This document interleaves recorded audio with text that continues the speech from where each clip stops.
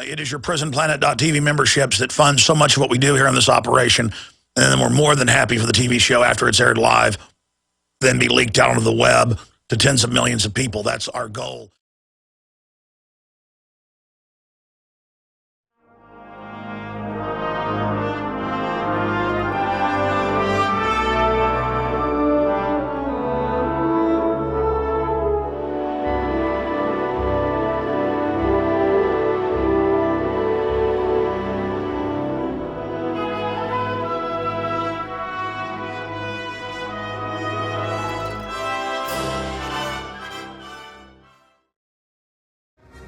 Ladies and gentlemen, it is Thursday, the 31st day of January, 2013. I am your host, Alex Jones. We're going to be here, obviously, live for the next 3 hours. And each day, it just gets more insane. Larry Pratt, the head of Gun Owners of America, hadn't been on with us in a few weeks. He's going to give us an update on the latest legislative developments that are taking place with the attack on the Second Amendment. We've got absolutely key news in that area. Homeland Security has advice for confronting mass murderers. In their new training seminars, they say fight back with scissors. That's right. Now, government all has bodyguards with guns, and billionaires all have bodyguards with guns. And Dianne Feinstein has it, and people like Bloomberg, people like Michael Moore. But you need to fight back against someone with a semi-automatic with scissors. I can't make that up. We've got thousands of Green Berets signing a petition and signing an open letter to the White House saying we will not be part of taking guns. Over 1,000 Green Berets signed letters supporting Second Amendment. That's all up at our news websites, Infowars.com and PrisonPlanet.com. And I'm going to cover that again next hour when Larry Pratt joins us. I'll get into some of it coming up in the next segment. Paul Watson's popping in because we picked up earlier in the week on a report of a British defense contractor, thousands of pages, scanned passports, British social security numbers. I mean, it looked like a real hack, or if it was a forgery. I mean, it was like, you know, writing a 5-volume book. It looked very accurate.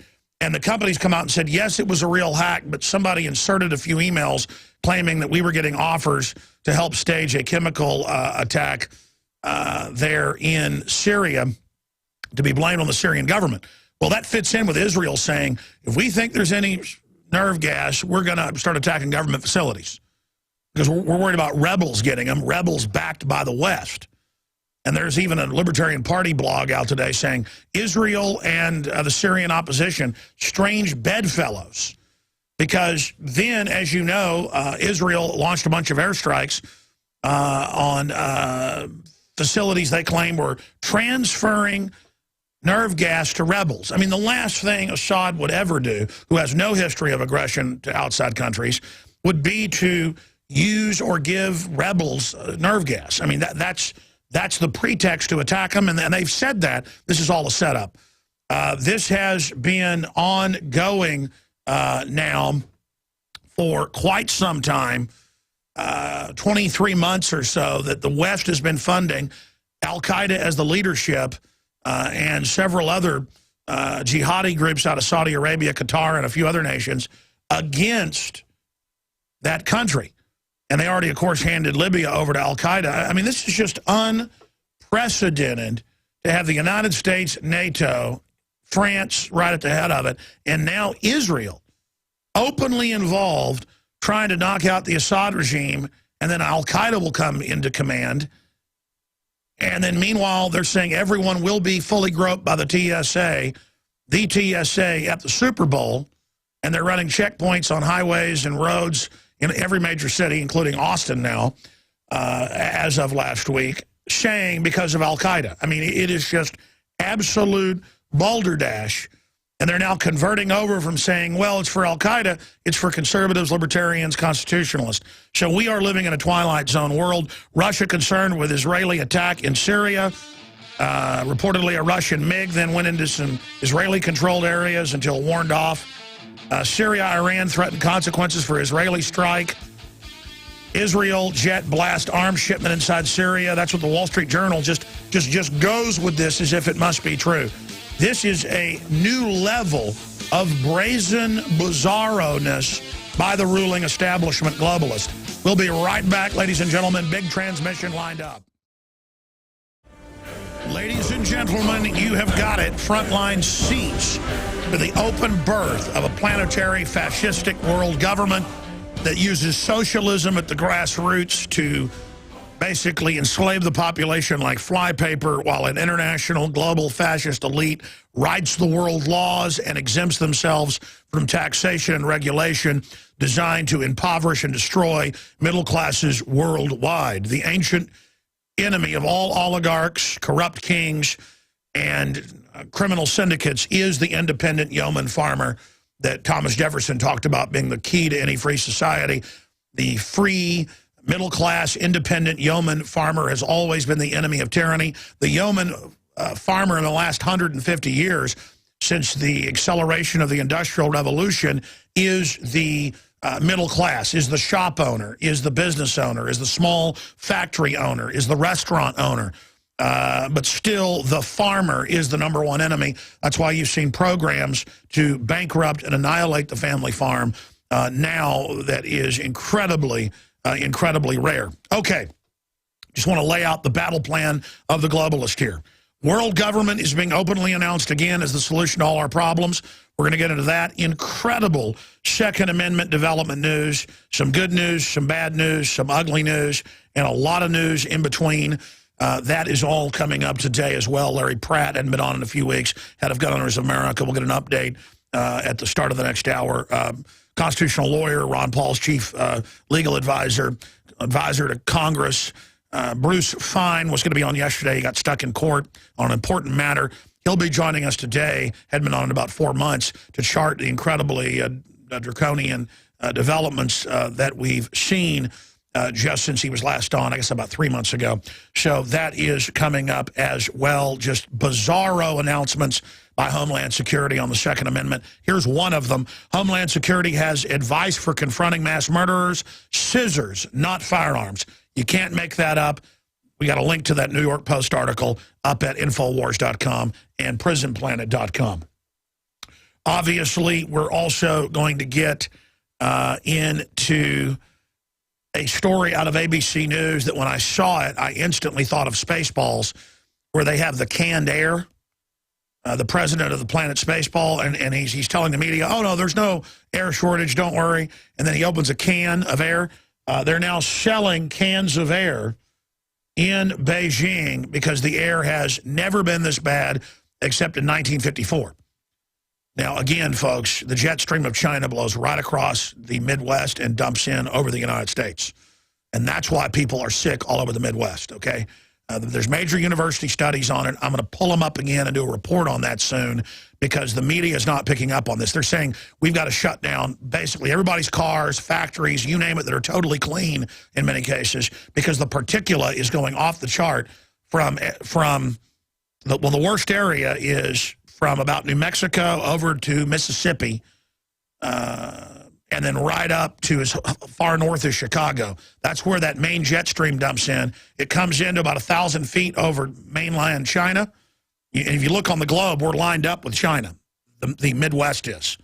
And then it comes in and dumps in right over the Midwest and right over Texas. And it's just, that's what's going on. That's why everybody's so sick. And China is just, there's no controls.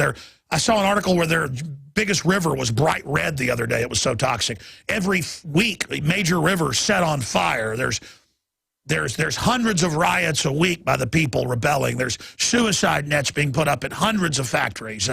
People are finding any tall building and jumping off. I mean, it is just cuckoo land over there. And we are competing with that. They're kicking the Chinese off all their rural area where they were happy and providing food for themselves and forcing them into compact cities. They chain their kids to power poles and then go in and work in the factories all day. Now, we're not going to compete with that. There's no way. And they're bringing more regulations in on us. We're done. That's the plan. Totally shut us down.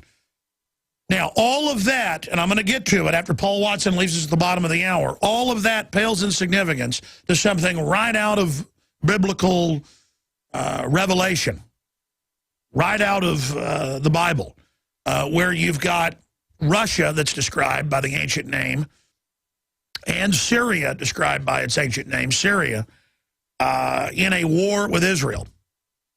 I mean, listen, the Russians, according to Israeli press, we're going to get into that, sent fighter jets into the Israeli border. The Russians are saying they may respond openly. The biggest part of the Russian fleet is right off the coast. One ship alone, 2,000 Marines. This is a 23-month proxy war with the bankers that run America, NATO, and now Israel. Turkey's the main staging ground with U.S. bases, training al-Qaeda, using heavy artillery to sweep areas, to insert more al-Qaeda. Al-Qaeda is cutting Christians' heads off, burning churches. Assad is no angel, but compared to al-Qaeda, he is an angel. He's never attacked outside countries, but he's not part of the New World Order. His dad was more of a tyrant. He's been probably 10 times better than his dad. The point is, this is a war crime being committed by the West, but we're run by the globalists, and they have put al-Qaeda in Libya. They have now are trying to take over Syria, and Syria is fighting back with the Russians. And again, the Russians are corrupt in their own way, but they are not expanding worldwide. They're not launching 30,000 drones worldwide and 30,000 domestically they want in the next 10 years. They're not putting cancer viruses in their vaccines. They're paying people to have children in Russia because they openly say we were under eugenics under the Soviets. It's even in Pravda that used to be known for lying that the New World Order is running things. The communists were financed by Western banks to reduce our population. The Russians, at least part of the Russian hierarchy, who's also corrupt, understands the program. And they're to be taken out as well. But again, I'm not... Again, Israel's a pawn in this. This is a master game, ladies and gentlemen. And here's some of the headlines. Russia concerned with Israeli attack in Syria, claiming chemical weapons. We told you a year ago they'd try to claim they had chemical weapons and we're going to use them. And they say rebels may get chemical weapons, so we have to attack them. When the rebels in this whole conflict were started by the West. Remember the first 6 months they called them peaceful protesters blowing up police stations. I mean, this is so immoral. That's why they've had so many members of CENTCOM, including the head of it, being fired, because they're not going along with this. Our government gave weapons to al-Qaeda and made them the head of security in Benghazi. They're the ones that killed the ambassador, and the Pentagon was told to stand down for 8 hours and not send aid that was a mile down the street. They had 3 drones overhead. Well, 1 manned gunship, 2 drones. That was a stand down. That was a hit. Why the White House wanted al-Qaeda to kill the ambassador? He was there reportedly transferring the missiles. Maybe they just wanted to get rid of how al-Qaeda's getting 10,000 heat seekers. Because when al-Qaeda blows up jet airliners, folks, in Europe and here and it's already started in the Middle East, when they start shooting down jet airliners, they're going to have TSA on the street. And when the TSA wants to search my car, I'm going to say, you are part of the terrorists that armed al-Qaeda. You will not search my car. I want to search you. I'm not playing this game anymore. Syria, Iran threatened consequences for Israeli strike. There's that report, Jerusalem Post. Israeli jets blast arms shipment inside Syria. The West is now commandeering passenger planes flying into Syria. Beating up men, women, and children on board. U.S., Israel must withdraw from Judea and Samaria. That's another headline. Israel attacks strange bedfellows on Syria. LCR blog. Why is Israel funding al-Qaeda now? Russia slams Israeli attack on Syria. U.S. forces in Jordan on alert. Debka file. Israel attack. Desperate bid to save failed Syrian campaign. Yeah, they want to get Iran and Syria to respond. So they have I mean, this is so incredible. I take you now to London, and Paul Joseph Watson, who'll be with us this segment and the next. Paul, you have been on top of this, on top in the last week, saying there's going to be a staged chemical weapons strike. Now it's all happening. What's happening, Paul Watson? Oh, good to be back, Alex. Yeah, there's still debate and argument about what exactly the target of this Israeli airstrike was, because the Western media is saying that it was this arms convoy that was traveling from Syria into Lebanon for Hezbollah.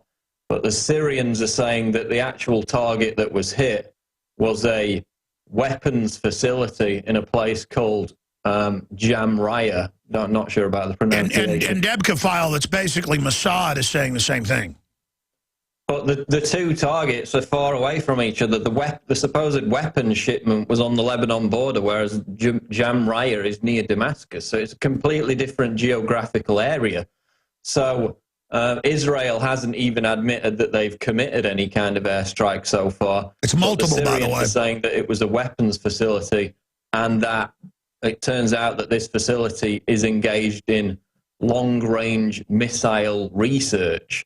So it looks like the Israelis have just used an excuse, created this lie about weapon shipments to target a facility which was engaged in this cutting-edge research, which might have been used to target Israel at some point in the future.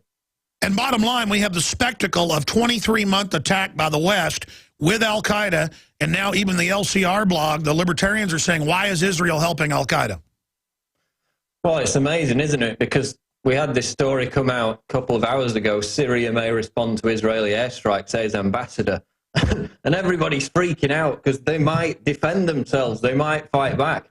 So I put the comment out, you know, imagine if Syrian fighter jets attacked targets inside Israel, there'd be instant international condemnation. Be nuclear war.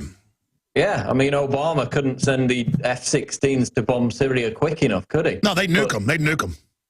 Yeah, but Israel targets Syria, complete violation of their sovereignty, and hardly anyone bats an eyelid, and it's just like, oh yeah, that's par for the course. And Syria took it, and the media's like, how dare you?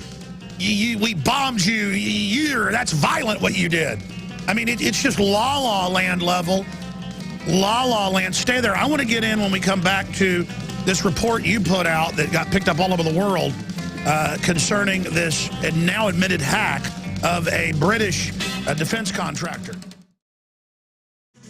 All right, we're back live. Alex Jones here. Paul Watson joining us from London. Paul, you did a story, what was it, on Tuesday, or was it Monday?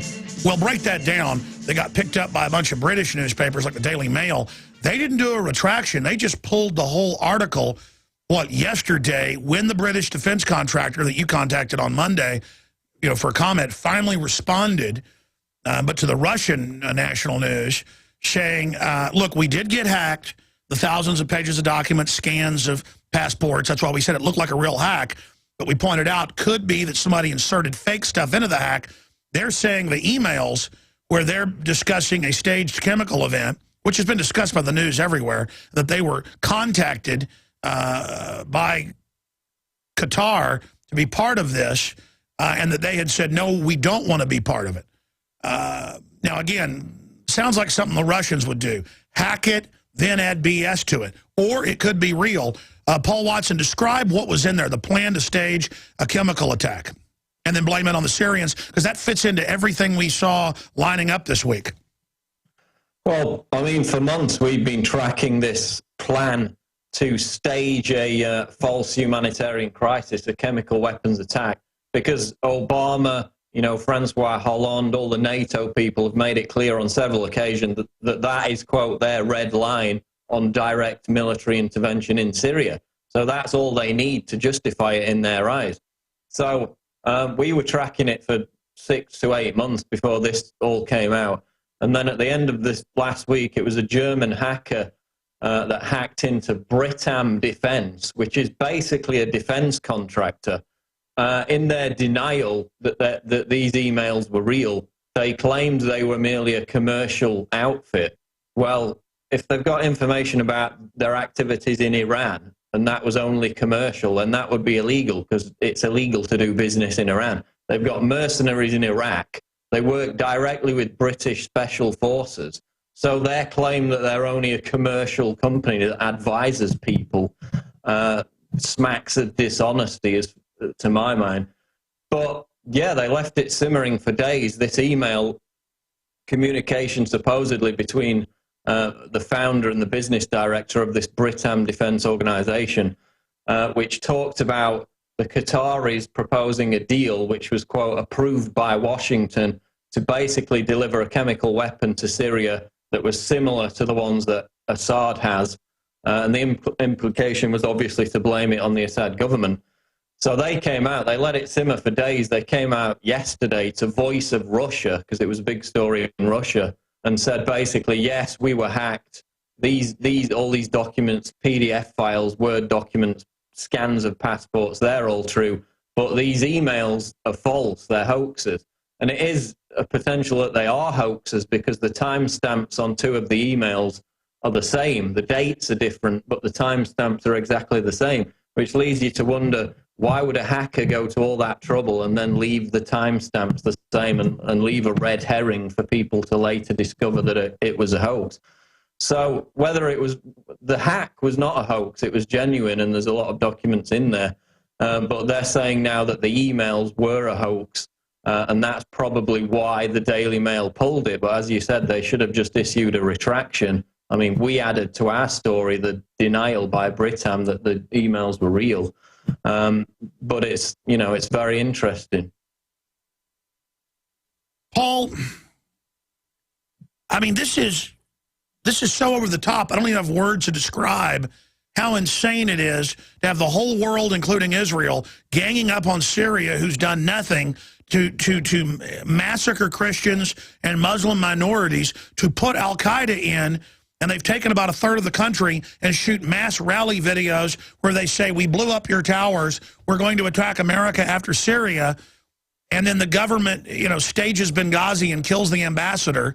And I mean, it's just, what's coming next? Why is the government so mad dog arrogant? I mean, in the past, they would try to cover stuff up like this. What is going on? Why are they so arrogant? Well, because they know most people don't pay attention.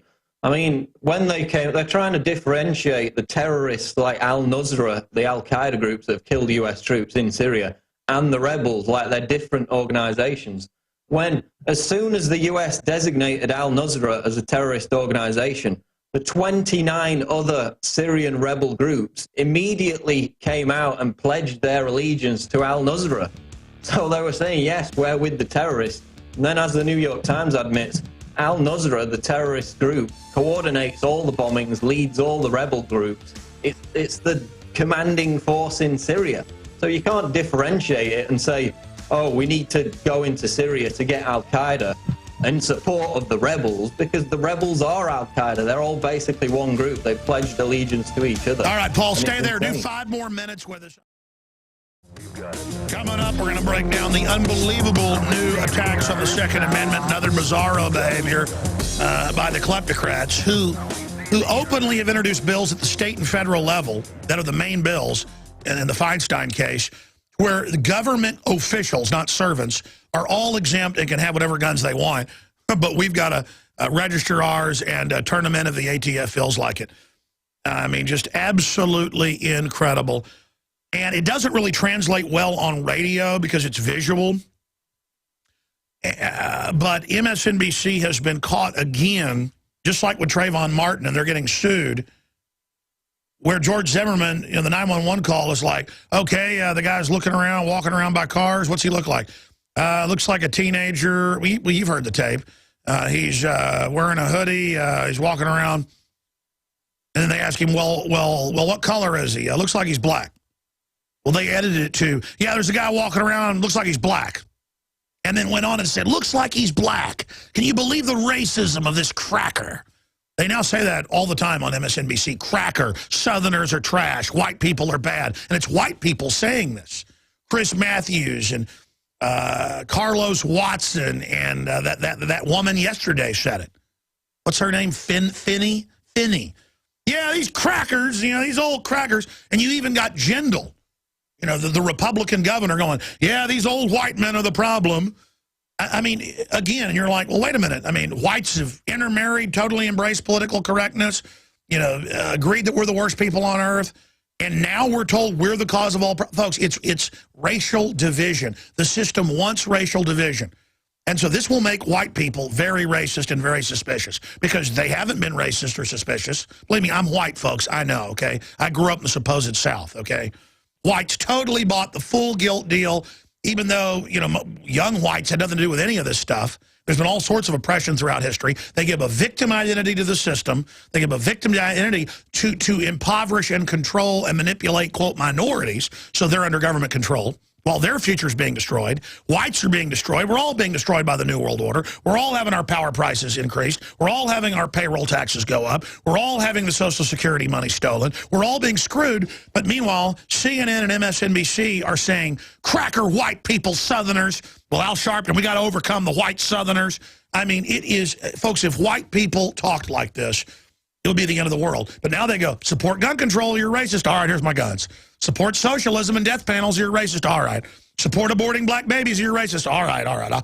I support, here's the money to kill them. That's very liberal now. That's right. Killing black people is pro-black. Saying you want to own guns is racist. And you're and the Job of the Hut Lego playset is racist. We got to ban it. You're like, that doesn't make any sense. How does a green pig and a skeleton, and I mean, we actually own the toy set. I even have it at the office. I even owned it before this came out that it's racist. And I look at it and can't, again, Hello Kitty bubble guns, illegal, or arrest people. And you're like, doesn't make sense. It makes perfect sense. This is the authoritarianism where they have the moral high ground. And then real racism, real discrimination as the mega banks get $47 trillion of taxpayer money the last 5 years plus. That's an old number. And sign us on to 1.5 global quadrillion in fake derivatives. Oh, none of that's discriminatory. Having our factories all shipped to China, India, and Mexico, which doesn't even help those people because it's so horrible. They're living in, you know, dormitories where they have forced abortions and suicide nets and 100 square feet per person. I mean, it is insane. The Chinese sky is so toxic it catches on fire sometimes. The rivers catch on fire. They're having canned air. Do we have the canned air clip? People aren't going to believe this, okay? I'm going to go back to Paul Watson to finish up on the Syria issue, but here it is. China's filthy air prompts mask rush and sale of fresh air in cans. ABC News. I'm not joking. For the fourth time this year, a murky haze has descended over North China, leaving residents of Beijing choking on toxic smog. China's air hasn't been this bad since 1954, according to the state-run People's Daily, because the winds have kind of slowed down. The prevailing winds, the trade winds, and above those, well, they're all prevailing winds, but the jet stream. Don't worry, it's all coming to the U.S. anyways. For whatever weird reason, we're bound to China, and we get their smog, the globalist smog. But, oh, there's no calls to clean that up. The globalists are using them having no environmental standards to leverage out the West. Nobody can compete, bankrupt everything.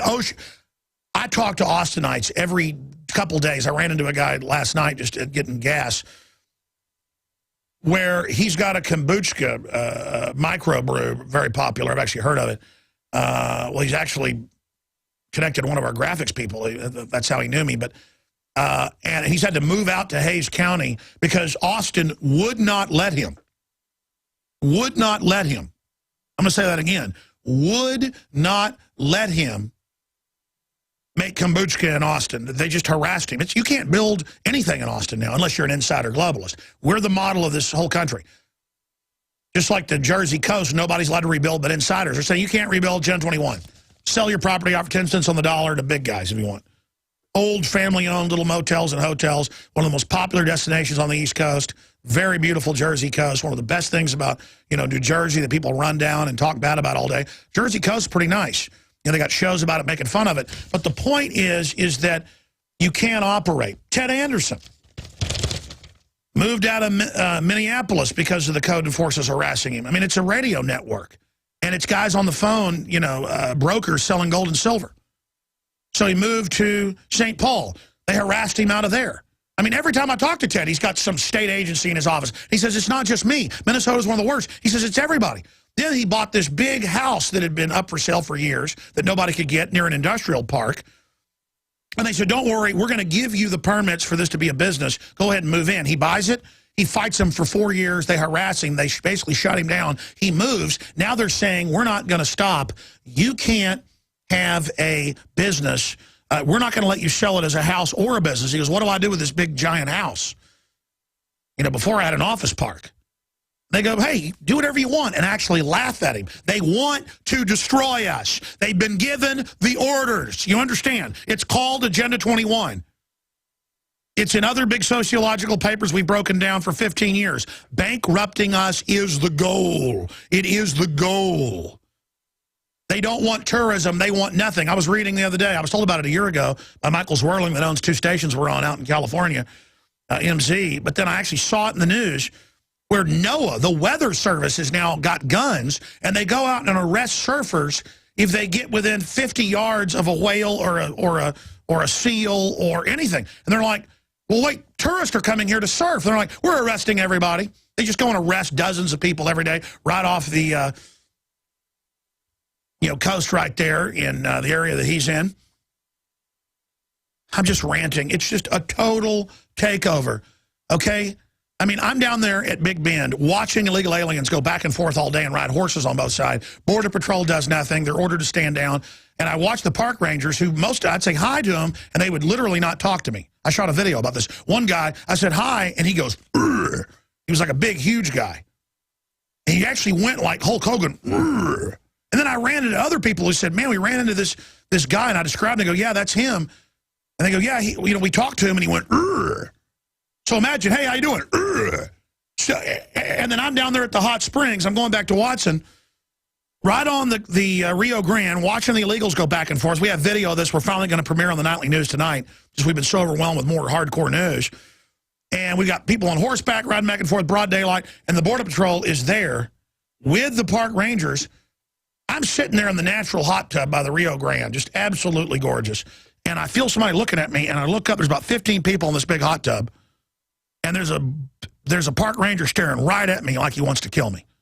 And I wasn't drinking. We're going to go on another hike after this. We just been on a long one, like 4 miles up a mountain and back down. And I'm sitting there, and he's looking at me, and I go, why is he looking at me? And I look over, and there's a Coors Light sitting next to me, and a woman in a red bikini sitting right next to me. And he's looking at me like it's mine. And I just knew what he was looking at, and I went, the universal thing in my hands, like, that's not mine. And I said to the guys, we got to get out of here. They're about to raid all these people. And they said, oh, no, they're not. It was like a bunch of UT lawyer alumni, like 40-year-old guys out there with their girlfriends. And they're throwing a football back and forth. They're having a couple beers. And there's a little bitty sign when you drive into that area saying alcohol is not permitted here. Little bitty sign on the entrance to the road. So we got to get out of there. Like, oh, you're being paranoid, Rob, and my dad and others who were with us. You're being paranoid. And I said, nope, get the stuff. I'm getting out of here. I go, they now arrest people who haven't even been drinking. I know to get out of here. They go, let us stay 15 more minutes. And I didn't even get video of this because I had a gut feeling we were going to get arrested. So we're pulling out. All of a sudden, Border Patrol shoots in to the parking lot at the hot springs there. This is how crazy this country is. I'm thinking, oh, my gosh, they can do something about all the illegals? Right there coming in back and forth across the border in this romantic setting. And they start putting body armor on. And then two more park rangers, but the cop type, pull up. And they're getting armor on. And I walk over and throw a water bottle away in the trash, the recycler. And I go, hey, how's it going? And they're like, what's going on?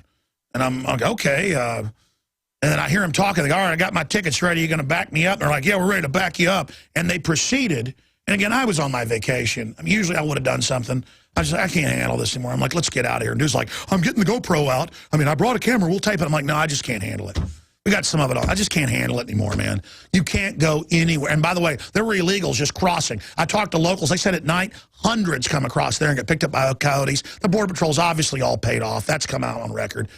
The citizens are the target. The government's arming Al-Qaeda, but UT alumni guys can't have a couple beers on the Rio Grande while felonies are being committed all around them. And they had big things of tickets, rubber the plastic handcuffs on their side. And then we're driving out, and more Border Patrol, more guards, more park rangers are pulling down the little road, that dead ends by the hot springs. He's like, how did you know that? And I said, I saw the look in his eye, man. He wasn't about to give tickets. The guy's too scared. He wasn't about to give tickets to 15 people. These guys see us as the enemy. He's not worried about the coyotes going back and forth literally 20 feet from him. I said, they're going to arrest these people. And later, I ran into a woman at the lodge that night. He said there were a bunch of tickets being given out, and one guy was being put in handcuffs. I just can't handle it anymore, man. I can't even go down and just be at a national park. I am the prey. I am the food. I am the food. And I said, we're food. Let's get out of here. I mean, I can't handle it anymore. I'm sorry, Watson. I've had you on hold. Finish up with Syria. Then I'll get into all the other news. It's just getting so bad. I meant to play this. China's filthy air prompts sales of fresh air cans. I mean, I guess they got the idea from Spaceballs. Paul Watson, going back to you, my friend. finish up with the whole Syria situation. Where do you see it going? Where, I mean, they may start nuking Syria. And you know, the videos come out of them cutting Christians' heads off, and our media's like, the New York Times even praised the al-Qaeda rebels, and then the public said, well, wait a minute, those are al-Qaeda killing and blowing up churches, and the New York Times pulled the video. I mean, I guess they really want to sell us on this. I guess they think the public are total jellyfish. Paul, where do you see this going? Well, they'll end up giving those rebel commanders, you know, refugee status in the United States, like they did with Iraqi terrorists after Gulf War I that helped the United States. And as he said, they'll then start attacking the United States, and it'll be all forgotten that the United States created arms, funded them in the first place. But there's a headline, Syrian rebels steal credit from Israel for attack. Now they're claiming that they hit the weapons convoy, so it looks like there could have been two separate attacks. But as far as where's it going, they've said that Assad's fall is imminent about 3 times, that the rebels are closing in on Damascus. I've literally heard that 3 or 4 times within the last year. Never happens. Now it looks like it's a stalemate. You know, the country's completely destroyed. They've got thousands of refugees streaming out into Jordan. But the difference between Libya and Syria is that, you know, Libya had a 15,000-man army. Syria's got something like 150,000, 10 times the amount. Syria's got an air defense system, which Libya basically had no air defense system.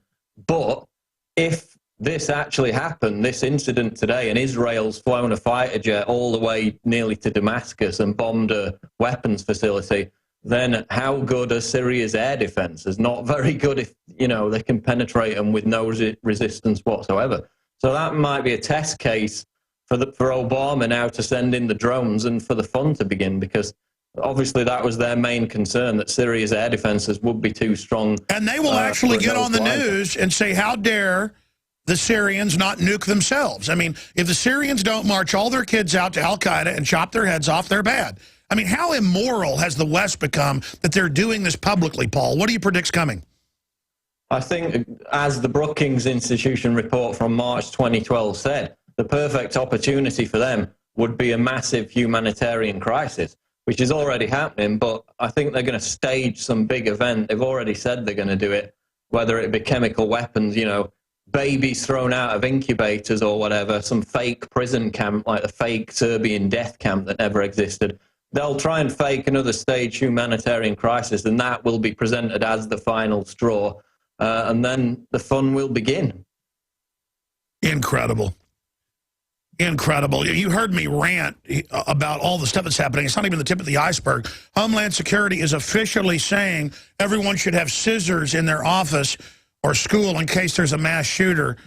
That's been officially put out. I'm going to be covering that. I mean, it's just they're SWAT teaming and expelling people for Hello Kitty bubble projectors, paper guns, Legos. I mean, we're going, and the same thing in England. You're under the same mind control system. I mean, how much crazier will it get? I guess a lot crazier. Well, the problem is that a lot of people have been driven crazy by a lot of this, and they can't differentiate between fact and fiction. But what's really happening is, while the Department of Homeland Security is doing that and saying protect yourself with scissors, they've just bought 7,000 fully automatic assault rifles. They've bought over 1.6 billion rounds of ammunition. So they're building, you know, detention camps in Georgia and places like that. I saw another report just the other day. And they're training for confiscating guns. It's now in the Army manual, and it's like, hey, giant guys in Darth Vader outfits, huge armored command bases, checkpoints everywhere, totally safe. Hello Kitty bubble projector in the hands of an evil 5-year-old. Everybody run in fear. I mean, they're creating a responsive. Oh, a citizen with a bubble. Ah! Oh, a guy in a Darth Vader, you know, classic tyranny. Oh, I love it. Oh, I feel safe. Thank you, Paul Watson, editor of PrisonPlanet.com. Stay with us. I am the piranha of liberty, gnashing my little teeth together in anger against the globalist. Again, I'm your host, Alex Jones. The websites are Infowars.com, PrisonPlanet.com. They're the big news sites. And also, we're streaming video at PrisonPlanet.tv. Don't forget Operation Sleeping Giant. You can get 11 memberships, your main membership and 10 more for $5.95 a month, or get the yearly membership. We're running a special get 5.3 months free off the regular price when you get a year membership. So you pay for 6.7 and you get 5.3 free. And we only run that in December and January, so that's about to end, but I haven't been plugging it a lot, so I may extend that special a few weeks. But the other specials is in perpetuity. You get a membership, whether it's monthly or yearly, and it's 11 people can simultaneously log on to the daytime radio show and see the video and all the documents, adds multi-dimensions to the info. Because while I'm talking about stuff, the crew is putting the articles up on screen to document things. You know, it's radio to the next level.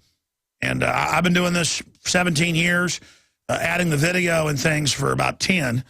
And, of course, it's now being duplicated by everyone else, which I think is a good thing. It's good to show people what you got, show people the facts. So I think that's the greatest form of flattery is imitation. Now, the issue here is, again, you can go to prisonplanet.tv or InfoWarsNews.com and get your membership, or if you already have a membership, get another one to support us, and then create an easy-to-remember username passcode that's centric only to prisonplanet.tv, a new passcode that you can share, and then give that to friends and family. It's more like 20 or 30 memberships. Most people are not going to tune in every night at 7 o'clock for the nightly news that we put a lot of work into. At many levels, it's much better than even the radio show. That's why we're playing a lot of the produced pieces here. And we come back from break in that little no man's land, the first 5 minutes that some stations carry, some don't. I think we're going to change our clock soon where we don't have that and come out at 6 after. But the point is, we're going to air Aaron Dykes' report on MSNBC hoax. Gun advocates heckled Sandy Hook father. And they ran this clip all over the news. MSNBC put the hoax out. A bunch of other TV networks picked it up. All the Democratic Party organs picked it up, saying, look at these fathers. This poor father lost his child. He said, and then look, for no reason, they laugh and heckle at him and say, shall not be infringed. Just out of the blue, they interrupt him. The father really says, can any of you tell me why we need semi-auto? Can you? And everybody's quiet. People go, oh, yeah, Second Amendment, right to keep and bear arms. Shall not be infringed. Well, they just cut the question out. And MSNBC delays their feeds about 15 seconds. We've been watching this. Most TV doesn't do that. So they acted like the feed cut for a minute and then ran with it. And even after it came out, they said, oh, no, we're defending it. No, that's what he said. Just like they got caught in Trayvon Martin editing the tape to have him go, yeah, it's a guy with a hoodie. It's a black guy. They're like, what color is the person? Well, it looks like he's black. Again, they're being sued over that. This is what they think of you. This is what they think about you. I mean, I make mistakes sometimes. I get up on air and flip a number or say a name wrong, and I, hear it later, and I'm like, oh, no, it wasn't Thomas Jefferson said that. It was Benjamin Franklin. But most people don't even catch my mistakes, and I make them. I hear them. I can't stand it. But when you're up here without teleprompters, it happens. Imagine consciously editing feeds, sitting there watching, and this is the stuff we're catching. And then meanwhile going, yeah, gun owners are crackers. White people saying that. And Al Sharpton, yeah, we got to overcome the South and whites. Yeah, everybody owns guns as a Klan and a Nazi. CBS News, Bob Schaefer. Yeah, we defeated the Nazis, we'll defeat gun owners. I mean, this is an open occupation force. They're obviously the enemy. These are evil people, ladies and gentlemen. And what they're doing is illegal. Ladies and gentlemen, again, thank you so much for joining us on this Thursday, last day of January 2013. Already about to go into the second month of 2013. Hard to believe 2012 went by in the twinkling of an eye. This year is moving even faster. Okay, coming up at the bottom of the hour, the latest on Israeli strikes inside Syria, and even the Libertarian Party is officially asking, why is Israel now backing al-Qaeda rebels? Why is America backing al-Qaeda rebels? We now know why the head of CENTCOM has been relieved and so many other top generals. They're not going along with this. They have been voicing their concerns, like retired head of Special Forces General Boykin and others. And that is the good news up at Infowars.com. Over 1,000 Green Berets signed letter supporting Second Amendment. And on the big Special Forces website that we're linked to where they did this public letter to Obama, professionalsoldiers.com, they actually quote me. It says Hitler took the guns, Stalin took the guns, Mao took the guns. This is what tyrants do. We're going into tyranny. And they basically talk about how our military is now being set up to be used against us. They're having drills all over the country to acclimate the troops, the police, and the citizens for occupation. It's in the new Army manuals that they want to use the military against the American people. And they said this Monday at the law enforcement conference that Big Sis ran, that the new threat is not al-Qaeda, it is the gun owner, the libertarian, the conservative, the returning veteran, and the, quote, radical extremist, the militias. So they're announcing, you know, this whole Homeland Security thing, it's set up for people that don't like the New World Order. Oh, I told you that many years ago, but now this is public information. Let's go over some of the other Second Amendment news. This is out of the New York Post. When I saw this, I actually went and looked it up, and Homeland Security actually has said this. Homeland Security has made one of the most ridiculous statements ever by these people. Homeland Security has advice for confronting mass murderers: scissors. Is your workplace getting shot up by a crazed gunman? No problem. Just grab a pair of scissors and fight back. That's some of the helpful advice in a new instructional video from the Department of Homeland Security that was posted on the agency's website just a month after the massacre at Sandy Hook School in Connecticut. Yeah, they had a similar video last year that we covered where, you know, it said fight back physically. Well, how about with guns? If you were caught, this is a quote from the video's up at Infowars.com. If you were caught out in the open and cannot conceal yourself or take cover, you might consider trying to overpower the shooter with whatever means are available.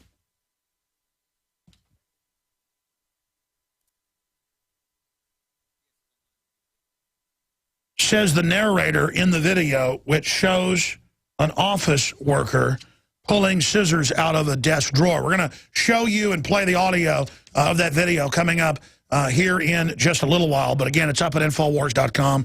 The New York Post has done a report on this. Here's some of the other headlines. We're going to Larry Pratt, who just joined us, the head of Gun Owners of America, the chairman.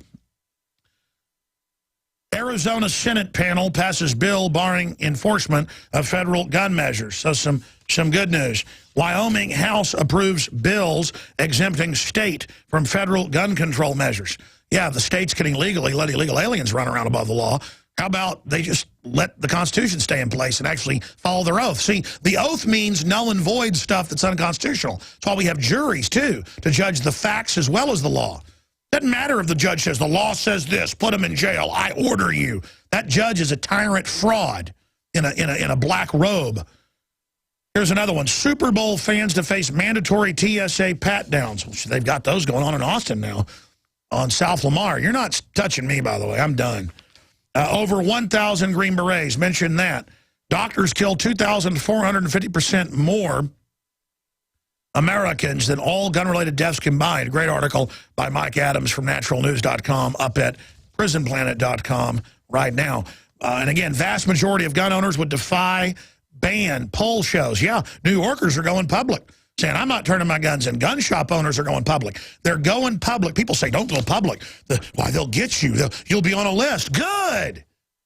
Look, I'm public. You're the criminals. You're the people saying George Washington's bad and the Second Amendment's bad and I should fight off an attacker with scissors. Now, joining us is Larry Pratt, head of Gun Owners of America, gunowners.org. Hadn't been on in a few weeks. I wanted to get his breakdown on the semi-auto ban, the fact that it would make the quote, officials, the authorities, our masters, not servants, exempt. I mean, that's a title of nobility, and other key bills and attacks that we're facing and what these executive orders mean. He's one of the busiest liberty fighters, somebody fighting for freedom out there. And we appreciate Larry Pratt joining us. Larry, give us the state of the Second Amendment in this Gun Owners Alert. Oh, hi, Alex. It's really good to be with you. One thing I'd like to lead off with, there's an old saw among those of us who fight to protect the Second Amendment that when guns are outlawed, only outlaws will have guns. Well, one of the examples that just popped up on the blogs today is a chap by the name of Jerome McCrory, and he lives in Ohio in the Dayton area, and he's been rather prominent, leading a demonstration against the easy availability of guns at gun shows. And yeah, I can see why the guy's concerned about folks like you and me having guns.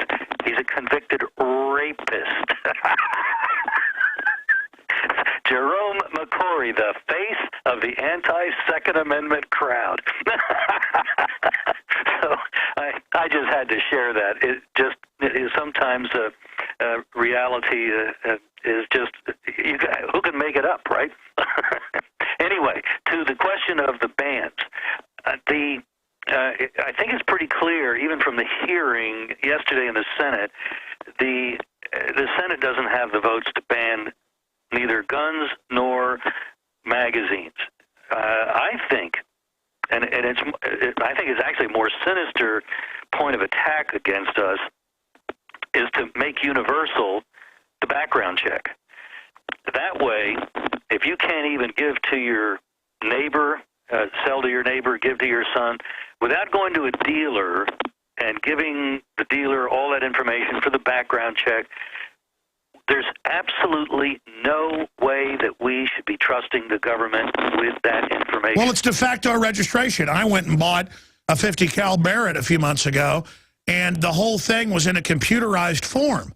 I mean, I feel most gun shops now, it's computerized in a government form. You know they're getting that info. I mean, you know, the NICS system is a background check and a registration that you're a gun owner right there. Now, they're legally required to destroy the names after 24 hours. And, Alex, if you know somebody that believes that, I've got a real estate office that I'd like to have them come over and do some business Well, haven't they been caught, memory serves, a few times actually keeping the names? Oh, of course. And the fact is that they refuse to say that they are destroying the names. They don't, I guess, want to get caught in an outright lie, so they just hardball the thing. They will not say. Well, then there are times when, yes, they have done searches of their data, and it turns out, oh, yes, we ran a search. Well, how'd you do that if you're not destroying the name? If you are destroying the names after 24 hours. So if they get a gun registry, then it's all over, baby. That's when they can come. The next time Rahm Emanuel has one of his crises, well, it's time to collect the guns, Mr. and Mrs. America. We can't trust you anymore with your guns. And Dianne Feinstein's dream would be fulfilled, that if she'd had the votes, she could have gotten them all. Well, she'd know where to go if she had the registration system. And frankly, a government that'll send guns into Mexico and get Mexicans killed, hundreds of them at this point that we know of, we're going to trust them with our information about our guns protected by our Second Amendment, not theirs, ours. So, yeah, I think we're at a very crucial moment, and the fight, Alex, if I could ask people to make a call to their well, right now they're senators, but also their representatives soon enough. I think we've got the bans pretty well under control, but where they're going to try to rope us is on the background check. That's where they're going to make the big play. If they get that, they've got the whole enchilada. What about the issue of another mass shooting? I mean, they've already set it up where we're bad because we own guns. We are guilty of mass murder when someone else does something wrong. The collectivist Soviet style. Well, somebody in your neighborhood, you know, shot at one of the NKVD secret police. So now everyone in the neighborhood is being sent to a gulag. I mean, this is the new Soviet model. Or we're collectivized with health care. So now the government tells you what you can eat, what you can do. And yes, there's death panels for people overweight and death panels for people with genetic disorders. I mean, you know, we know their plan. What do we do with the next attack? How do we get back on the offensive and point out that these people have bodyguards and that these people wanted to be exempt where they can still own guns? Doesn't that fully discredit them? I think that's one very, very important counterattack, and another one is kind of like unto it. We've been calling for the dismantling of the gun-free zones, particularly in schools. It's been in the gun-free zone where most of our mass murders have occurred, and it kind of makes you wonder if maybe that doesn't have something to do with it, you know? And so, happily, Representative Stockman, the first day, within probably the first hour or two, put in a bill, it's H.R. 35, that would do away with gun-free school zones. That would take away the magnets that have drawn these maggots who want to rack up big body counts, children, nobody to protect them. What we've been urging, really, instead of a guard... Tell you what, stay there. Let's hear what you're urging to get on the offensive. The head of Gun Owners of America, gunowners.org, is the #1 defender of the First Amendment out there. There are a lot of the great people like Ted Nugent and others, and of course I count myself amongst the defenders of it, and I'm proud of that. That is the pure Americana heritage. Our new issue of the magazine just came in off the truck. The last 2 issues sold out in way before the month was over. I'll tell you about this in the next segment. It's The Tyrants, Why the Tyrants Want Your Guns. The new issue is about 80% Second Amendment key info. The 5 minutes we've got left with Larry Pratt, you were talking about Steve Stockman, the Texas congressman that you said, wait till he gets in Congress. He's going to go on the offense. Tell us about that legislation and how we get that rammed through and grab victory from the jaws of defeat. Well, it took him about an hour the first day, and he had H.R. 35 to show for it. And this is legislation that would overturn the school zone gun bans. And as we know, it's every single one of our mass murders in the last 20 years, with one exception, was in a legally required no-gun zone.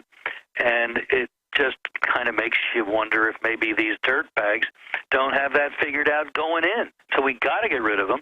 Stockman's right on that, and we're just very grateful that somebody with his energy and determination is willing to lead on the fight.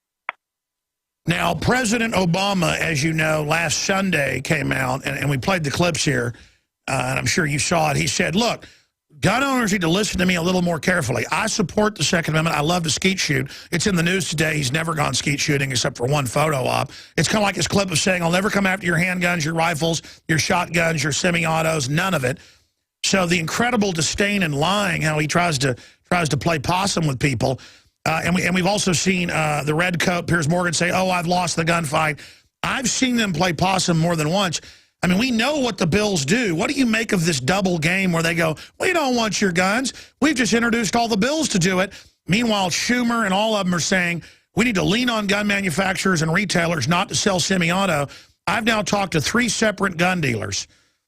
One of them I know personally, who've had the ATF come in and say, why don't you stop selling these and we'll go nice with you. How do we deal with the extrajudicial attacks? But that's B. A, what do you make of this playing possum? That is just not to be believed. And the operative word is playing. It's not for real. These guys clearly are on a crusade, and when they're doing that to gun dealers, they're also doing something else, and this is why we've never agreed with the 4473 form being required. We've never agreed with the background check being required. The ATF agents are we're getting multiple reports going into stores, either making copies or scarfing up 4473 forms that everybody has to fill out when they buy a gun at a store. And whether they bring them back or not, we haven't heard, but they're taking them so they can obviously make copies. They want to make sure that nothing falls through the cracks. They want a registration list. And there's only one thing governments do with registration lists. They don't fight crimes with them because they're not useful as crime-fighting tools. But they are useful for one thing. They know where the gun owners are. And, you know, maybe you only bought say an AR-15 through a dealer, and you bought handguns and shotguns privately from people you knew or at a flea market or whatever. Once they know you've got one gun, they don't think they're going to stop with the one. When they come to your house, they're going to want to search the whole place. They'll tear it upside down because we're criminals if we own a gun. That's their mentality.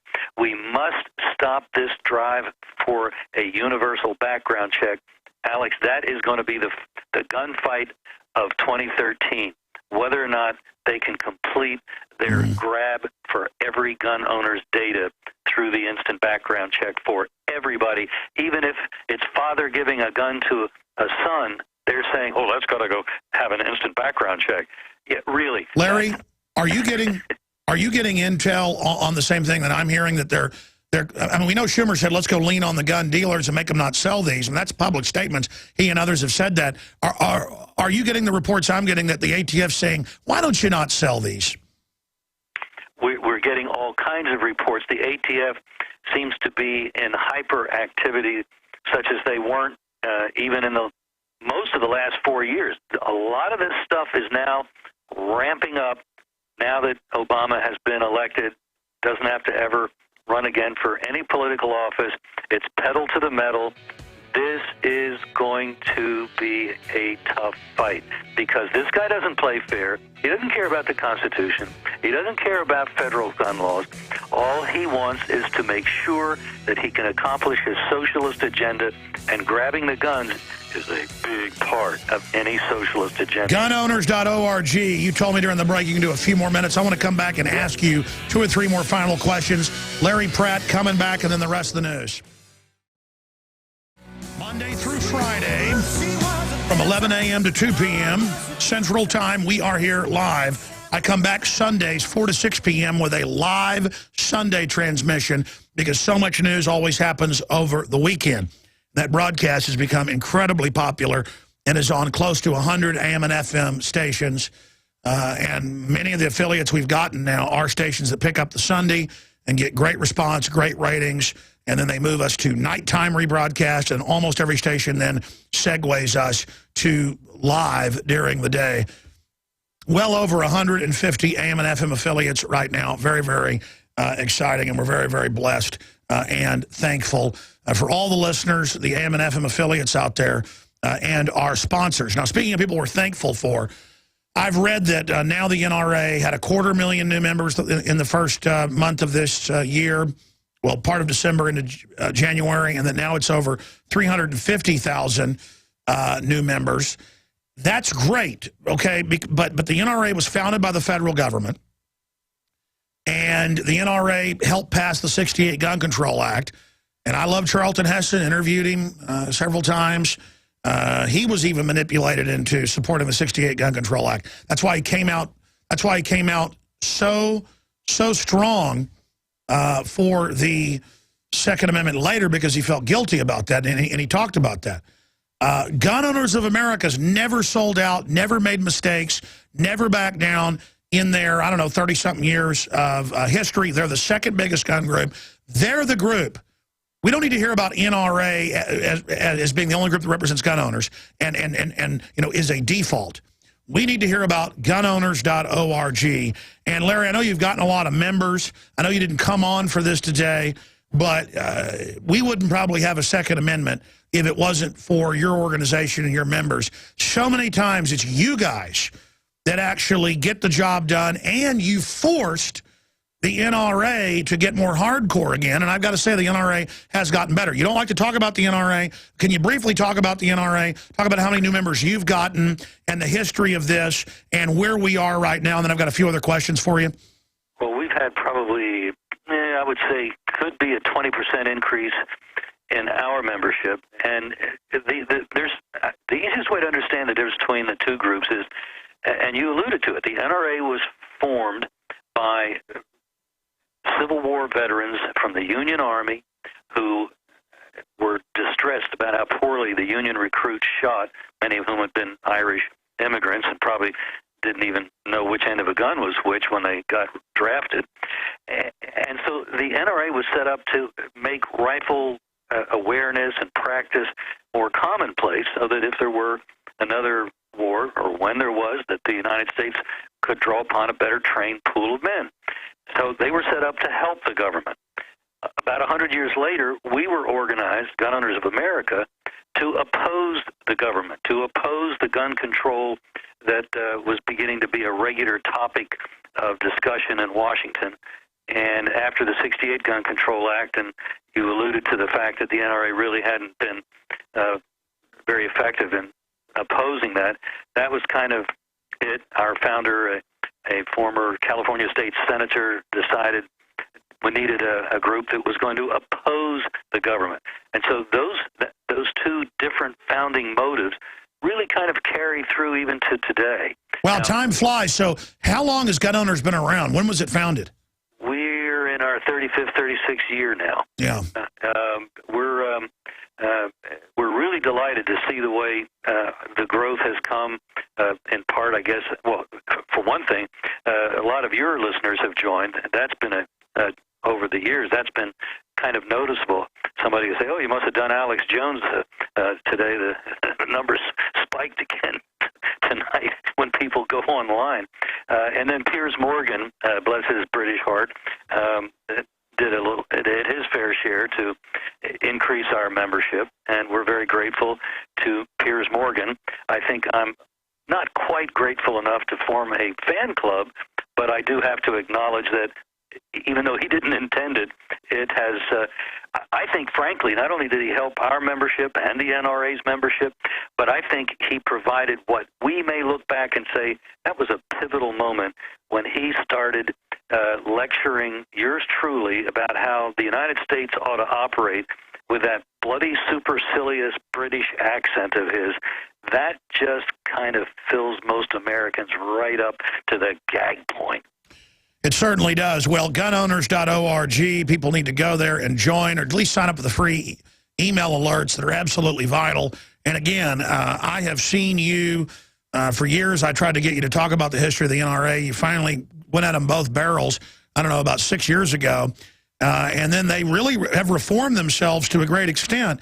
But I've got to say, I've studied history here. Gun Owners of America, without you, we would have lost. And I know you don't like to toot your horn. You're a very restrained, calm guy. But Larry Pratt, be honest, would we have lost most of these big battles if it wasn't for the members of Gun Owners of America supporting your system? Because I mean, you guys are. You guys are the soldiers that have kicked the New World Order's butt. I mean, I gotta tell you, that's why I support you and sit here and drive for people to sign up with you guys, because if we didn't have you, I think we would have lost. Am I incorrect? I think our most successful lobbying accomplishment is when we can get the NRA to move in our direction. And now they are opposing the expansion of the background check to private sales, the very background check that was their idea to begin with. So that's right. Me, that's progress. That's right. It's not where it ought to be, but as long as we see forward movement, it means that over in the Congress, it's going to make it a lot tougher because they're not going to be able to say as easily, well, the NRA supports this piece of gun control, so what's your problem? So, well, I mean, I've been following this. The reason I got on air was because they had bills to ban people under 18 being able to even shoot guns. It was going to ban shooting sports in Texas. And then I mean, so many draconian shut down gun shows. I got on the air. I mean, I had a hunger and went and took RTF and all of it because I wanted to defend the Second Amendment, not because I even am obsessed with guns. I'm more obsessed with, hiking and stuff than I am guns or fishing. It's that I understand how important it is historically. Yep. And so that's why I followed the NRA standing there or even supporting stuff at the Texas level in the mid-'90s when you guys were there fighting tooth and nail with ragtag money. So that's why I'm just gushing over you, because I can authoritatively say we would have lost most of these battles if it wasn't for Larry Pratt and his leadership and what you guys have done. So I salute you. In closing. I appreciate that. The gun-free school zone was something supported by the NRA. We opposed it. Now I think they've moved substantially, not entirely, but substantially, to oppose that as well. As you know, our objective is to make it so a teacher, a janitor, anybody with a concealed carry permit could carry in a school. They're not going to be identified with a uniform. So a dirtbag comes in and tries to kill a lot of kids, they're going to find out that they don't even know where the next gun's going to be coming from, because there might be 2 or 3 in a school, and they're all going to be pointed at the dirtbag. I remember many years ago they had concealed carry had just gone in, and I was listening to Dallas radio, and a guy that had a bunch of carjackings. It was as violent as Chicago, some years more violent. And the carjacker on Central Expressway, it was stop-and-go traffic, he jumped out, ran to the lady's sports car, some kind of fancy car, and told her, get out. He was going to steal the car, and he had a gun, and a guy stopped behind him, got out and pumped 3 rounds into him. The guy fell over dead, and that was like 2 or 3 days after concealed carry officially went in. So there's an example right there. People say, oh, you'll never have your gun ready when the attack comes. Concealed carry is about the criminals don't know where it is. And it's Alex, I bet that was the point where carjackings took a nosedive in Dallas. Oh, yeah, they started dropping massively. In fact, they're unheard of now. Duh. The criminals get the message pretty fast that their working environment just got a lot more dangerous. And that's the message we're trying to send to school mass murderers. You're working. We know you might want to commit suicide at the end, but we're going to keep you to 1 or 2 shots. How does that suit you? Exactly. Like, you're not going to be able to kill 27 people. How about you shoot 1 or 2, then we kill you? That's exactly right. And that, I think, is an idea whose time hopefully has come. And I'm just really excited that Steve Stockman did exactly what I hoped he would do. He's taken leadership. By the way, there's another congressman, Massey from Kentucky, it seems to be pretty much of one mind with Stockman. He's got I think, a similar or identical bill in. So we've got more than one. This thing has its own momentum already. But what needs to be done now, if your listeners would please call their member of Congress and urge them to get on Congressman Stockman's bill, H.R. 35. That's the next step in building momentum to get this past the leadership of the Congress that never wants to do anything controversial, and guns are always viewed as controversial, even though that's what gets Republicans elected, the dummies. So get on the horn, please. Call those members of Congress. Tell them to co-sponsor H.R. 35. Absolutely. All right, Larry Pratt, final point here. When do we really get on the offensive? Because you're hardcore in defending the Second Amendment. But, look, I know the law. I've interviewed hundreds conservatively constitutional lawyers. I've studied it quite a bit. I know what racketeering is. I know what torturous interference is. I know what color of law is. I know what harassment is.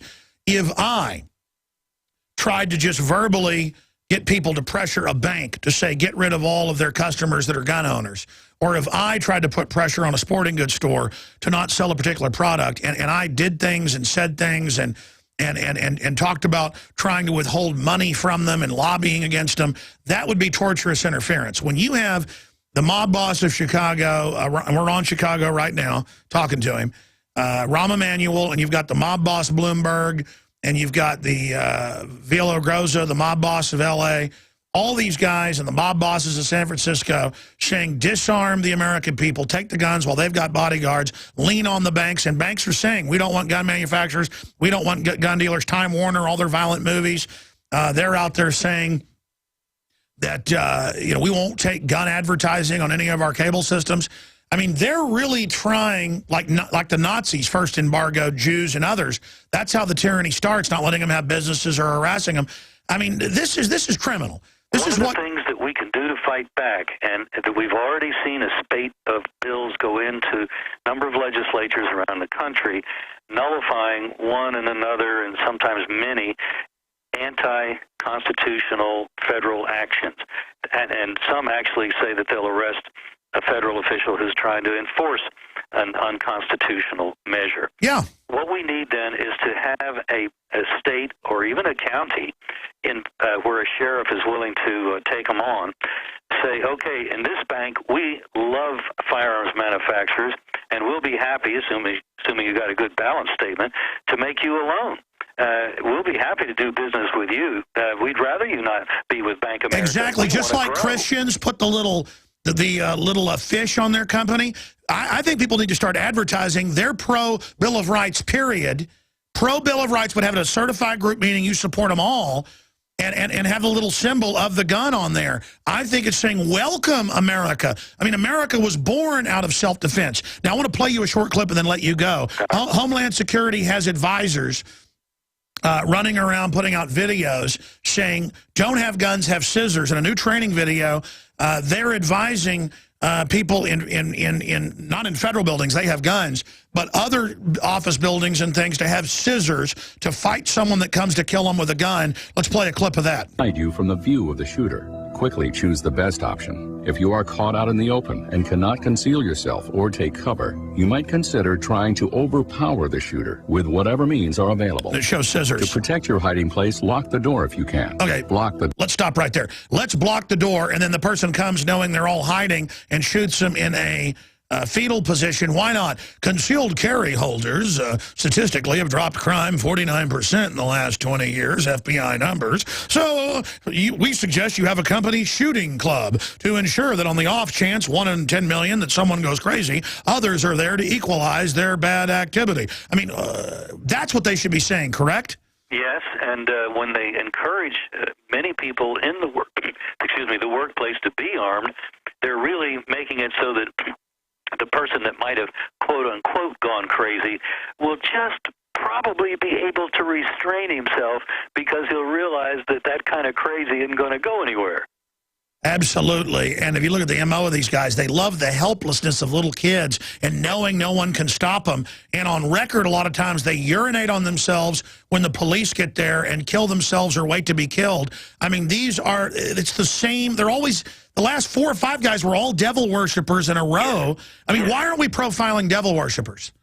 Devil worshippers who overdid video games, and I did say overdid. I didn't say use them at all, but overdid video games, just like you can overdo booze or food or anything else. And so those are common elements in these attackers. And I think we better come to grips with that, make sure our kids and our grandchildren are, if they got some of these video games, that they're maybe an hour or 2 a week, rather than 3 or 4 a day. Sure. What about suing Rahm Emanuel and Bloomberg? They're always suing gun makers and gun manufacturers and publishing our names. What about suing them for torturous interference? And I believe it's racketeering. I mean, when they get together as cities to try to overthrow our Bill of Rights and Constitution and tell us we're bad and tell us they're going to lean on gun dealers until they stop selling guns, I mean, that is a gangster tactic. Well, and one response can certainly be what Texas has already done and has told firearms manufacturers, hey, like up in New York and in Connecticut, the environment politically there pretty nasty for you. Y'all come down here. Yeah, why doesn't Remington leave Connecticut and come right down here? That's right. Y'all be welcome here. We'll keep the light on. All right, Larry, give out the number for folks that don't have computers so they can call and sign up. Tell them how much it is to support the tip of the spear in the defense of the Republic. Well, for $20, you can do what Alex is saying, folks. Call 888-888-6 guns. That's 888-886-GUNS. And then for everybody else, it's gunowners.org. And what does Ron Paul say about you? The only no-compromise Second Amendment lobby. Larry Pratt, thanks for the time. We've got you back on the Nightly News Monday. Have a great weekend coming up. You too, my friend. Thank you very much. Wow, amazing guy. He's so polite. Tell him bye for me. All right, folks, that is an amazing individual right there. I've been in the fight for 20 years.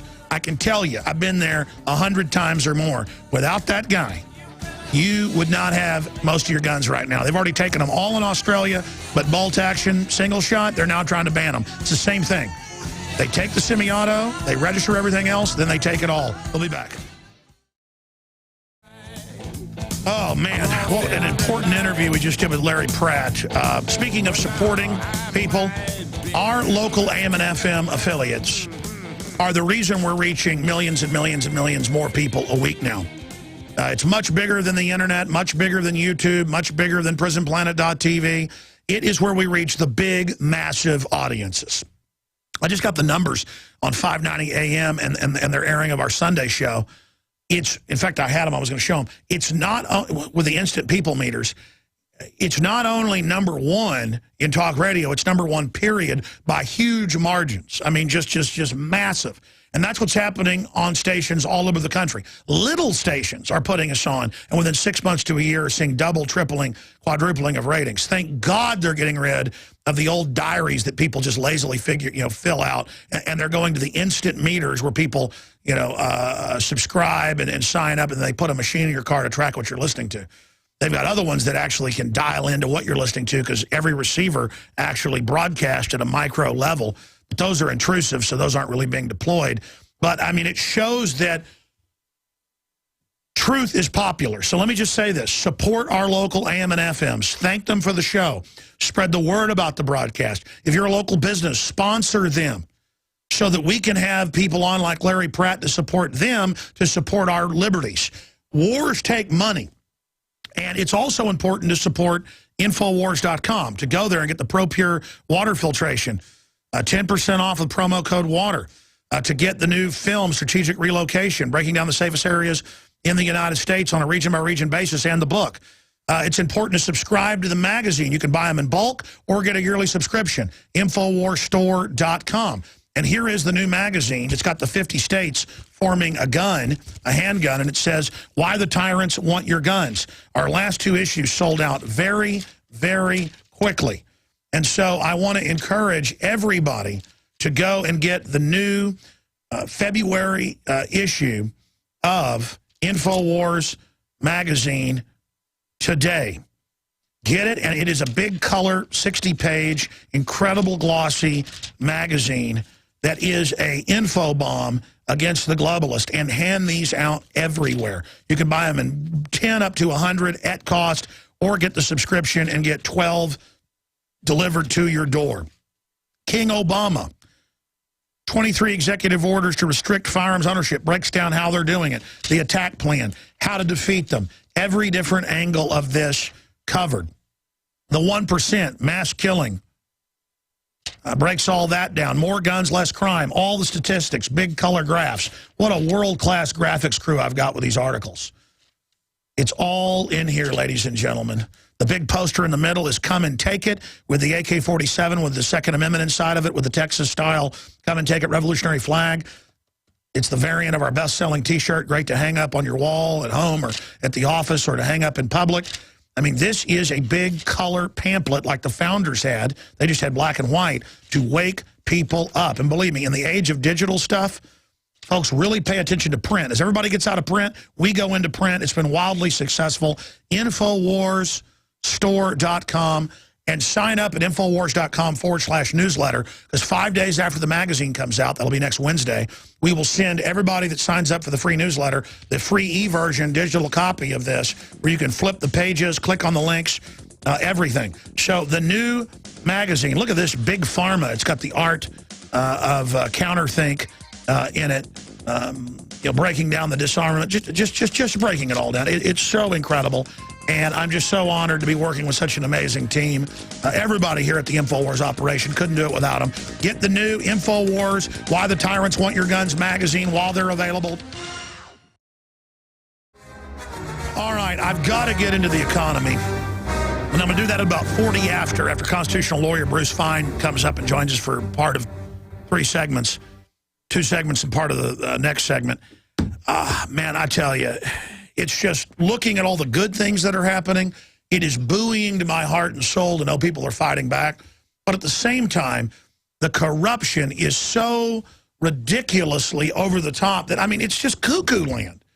Things have entered absolute, total, pell-mell, complete cuckoo land. And I know you know that, and it's because America and the rest of the Western world, because of TV and the culture, slowly, incrementally, getting more and more out of control, has taught people how to not care, how to not be involved, and how to feel powerless, to where it's not even that they feel powerless, you know, the zombie-like jellyfish everybody talks about.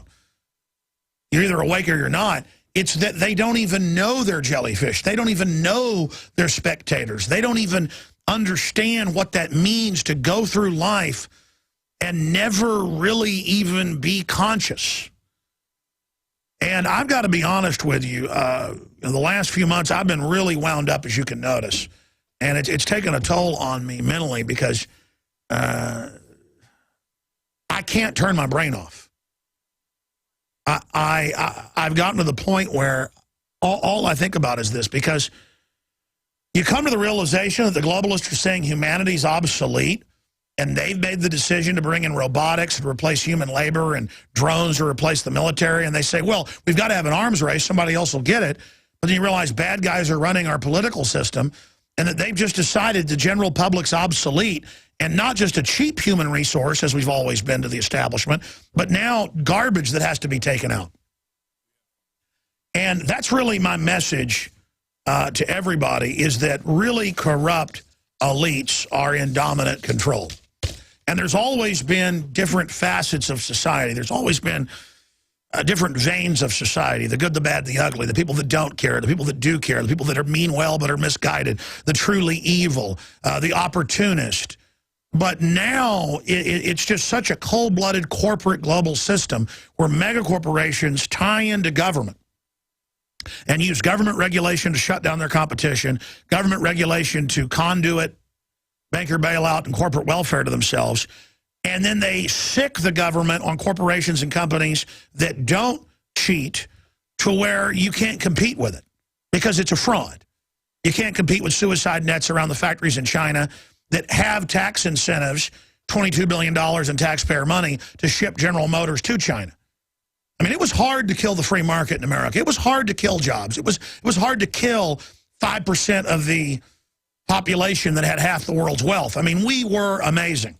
But now they've got us where, I was reading Wall Street Journal yesterday, that you guys pull this out of yesterday's stack if you have a chance, the financial stack, where it said that we're set to have double the debt every year that we have GDP.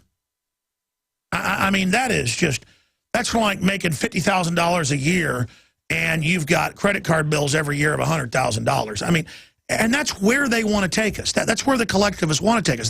They brag about it. It's Agenda 21. It's the different sociologists that are popular that say bankrupt things to bring in socialism. This is their plan. And so I wanted to get constitutional lawyer. We're going to come to him in the next segment here. Would have gone to him now, but some stations don't carry this segment. That we're preparing to move the clock back to 6 after, not 8 after, and have a news segment produced very soon that we're going to air for 3 minutes. And so we'll just go directly to our guest. But that's an exciting thing I'm going to announce later. We also have the new $100,000 prize. We got 3 months to do it. Go read the rules, Infowars.com/contest. Who is the next great documentary filmmaker? Go find out at Infowars.com/contest. Coming up at 40 after, I'm going to go through a bunch of news concerning the economy. Very, very serious, very, very serious developments. They're set to have the national debt be double the GDP. Just absolute financial rack and ruin. We're going to be breaking that down because exposing it may have the political system reverse course. We've also got unprecedented attacks by Israel inside Syria, while the West is funding the rebels in just unbelievable information. ATF's Milwaukee sting operation marred by mistakes and failures. We're going to be looking at some of that. But for the next 40 minutes, we're joined by constitutional lawyer Bruce Fein, and he was the main policy advisor, obviously, to Ron Paul during his presidential run as well. And Bruce Fein was Associate Deputy Attorney General and General Counsel to the Federal Communications Commission under President Ronald Reagan. He served as Research Director for Republicans on the Joint Congressional Committee on Covert Arms Sales to Iran and on the American Bar Association's Committee on Presidential Signing Statements, which we have some news on, and also his recess appointments. And he's a constitutional lawyer. Again, he has been a visiting fellow for the constitutional studies at the Heritage Foundation and adjunct scholar at the American Enterprise Institute. Mr. Fein is the founding member of Bruce Fein and Associates, Inc., a law corporation, is the principal of public advocacy organization, the Lynchfield Group. He is the author of Constitutional Peril, The Life and Death Struggle for a Constitutional Democracy, and American Empire Before the Fall, which I've read is an excellent book. Mr. Fein presently serves as senior policy advisor, again, to the Ron Paul 2012 presidential campaign. That was the latest on his bio, and he's advised Congress generally as a constitutional scholar. Obviously, the guns up front. Constitutionally, I want you to get your take on the whole waterfront on this, but they've now got state bills and the main Feinstein bill that says basically what I call a violation of the Constitution because it's titles of nobility, where all the government bureaucrats and the police are given immunity from having their semi-autos registered and then taken under the New York model, but then everybody else has to turn their guns in or can't buy these guns or can't transfer these guns. You're the constitutional lawyer, so to quantify just my crude understanding, where am I correct in the Constitution Bill of Rights? Because I know there's some sections in there, but I want to make sure I'm right on these. I mean, that's like them saying, you know, blacks are 2/3 humans, so they don't have rights again. I mean, this is the fundamental deal. When you know you're in North Korea, where they have a hereditary dictatorship, it's royalty. When the royalty is exempt, the government is exempt. Is that not royalty? Constitutional lawyer Bruce Fein. And what do we do? I mean, you would think that would discredit Dianne Feinstein immediately when she says, well, Congress will be exempt, but they're already exempt on Obamacare. They're already exempt on insider trading. I mean, how have we gotten to this? Are they only missing the gold crowns? And how do we redress this when the Congress is all there at the trough? Bruce Fein. That's quite an introduction. Let me begin by, I think, articulating the fundamental issue that we confront. And I guess it confronts all nations that emerge from a state of nature.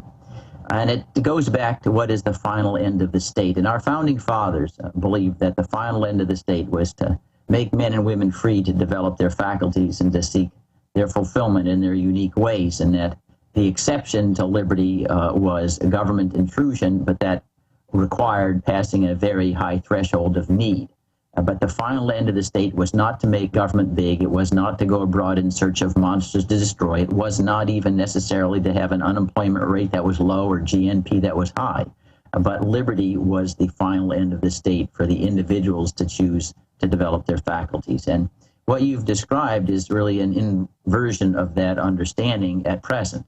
Because now the presumption is government should be permitted to regulate anything unless it would reduce you to complete serfdom like, citizens under Nazi Germany, which is, I say, a total perversion of our understanding of what we are as a nation and how the Constitution is intended to operate.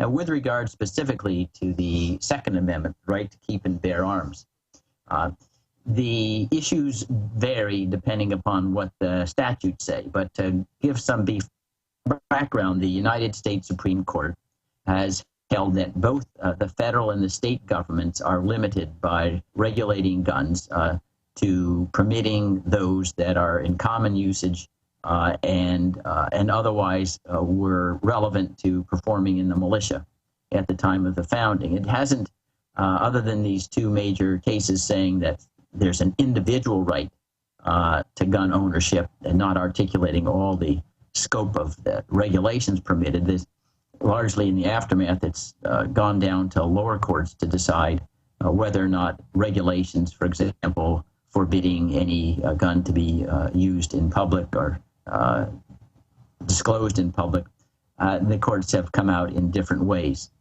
I think if we want to try to break them down, Alex, in terms of the constitutional issues, one is a due process and fair warning. Are the arms, AK for assault rifles or whatever, are they described with sufficient particularity that somebody would know whether they're in or outside the box? That's been a huge problem because it's not like doing Euclidean geometry and describing what is a so-called assault weapon. And say that's, you have a due process right to know what's being forbidden or not. A second issue is what I call a just compensation issue.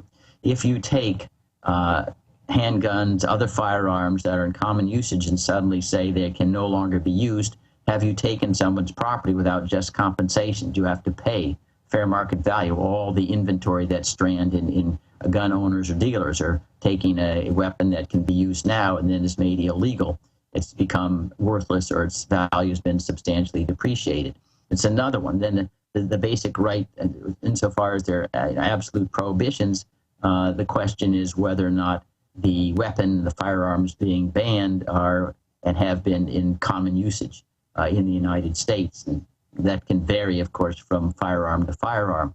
So in the areas that I think that we'll be confronting in the aftermath of the Newtown killings and the burst of legislation, certainly in a handful of states, New York, Maryland seems clear to follow. California is always in that line for some kind of avant-garde prohibition on liberty. And at the federal level, it's still uncertain whether there will be some and the extent of any federal legislation. But I want to go back to the basic point, Alex, and that's our understanding of where we are as a nation, because the other items that you enumerated for discussion, whether it's ATF invasions and going abroad and having our military involved now with predator drones in Mali and in Niger and Burkina Faso, places people can't even understand. All of these are symptoms of the inversion of who we are as a nation, from one where the final end and goal of the state is liberty to one where the final end and goal of the state is bigger government attempting to control and dominate everything. And I want to go to that big question, because humans live 75 years on average, basically. The Bible says they live that long 3,000 years ago. The Old Testament said that's how long you're given, 75. That's still the average today. It's amazing. On average worldwide, we know humans act the same, do the same thing over and over again. The founders knew that. They tried to tie down the tyranny and create checks and balances. But I want to get into the fact that there's this race to tyranny and why empires always follow this exact paradigm that you've written about with such gravitas. But i.e. your latest book, and then how to stop it by understanding it, or are we still going to be hoisted on our own petard, reliving this Groundhog Day nightmare? But I'm asking you as a constitutional lawyer, I know you spoke to it some. Obviously, how does Congress exempt itself from everything it puts us under? Isn't that grounds for impeachment of all of the scallywags that have gone along with this? Impeachment is for high crimes and misdemeanors, and you're absolutely accurate, Alex, that at the founding, it was thought inconceivable that that members would be exempt from the rules that apply to everyone else. Indeed, one of their sense of assurance that the system would operate with the proper checks was the idea that the members would invariably at some time return to the general citizenry and be subject to the same laws they had passed.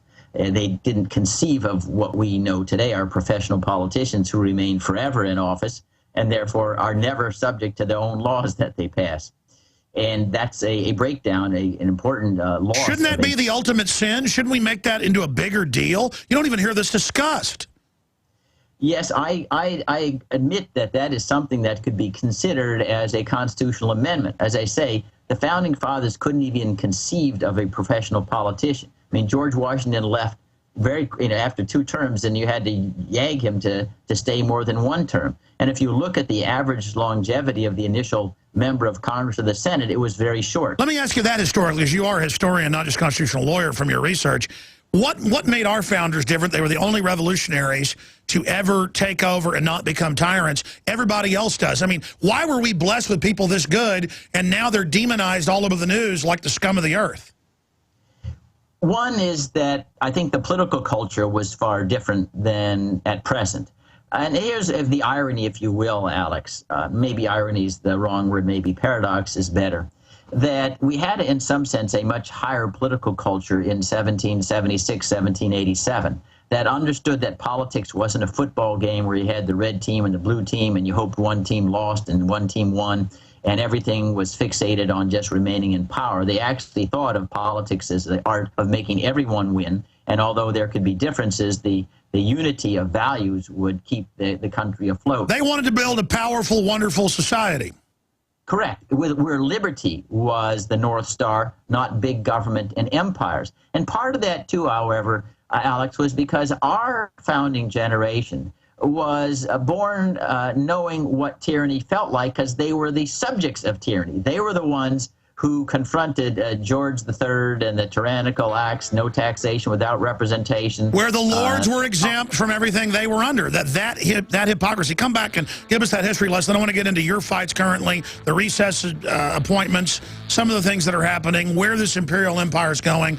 Bruce Fein, top constitutional lawyer, is our guest. We'll talk about the state's rebellion against the tyranny we're seeing as well.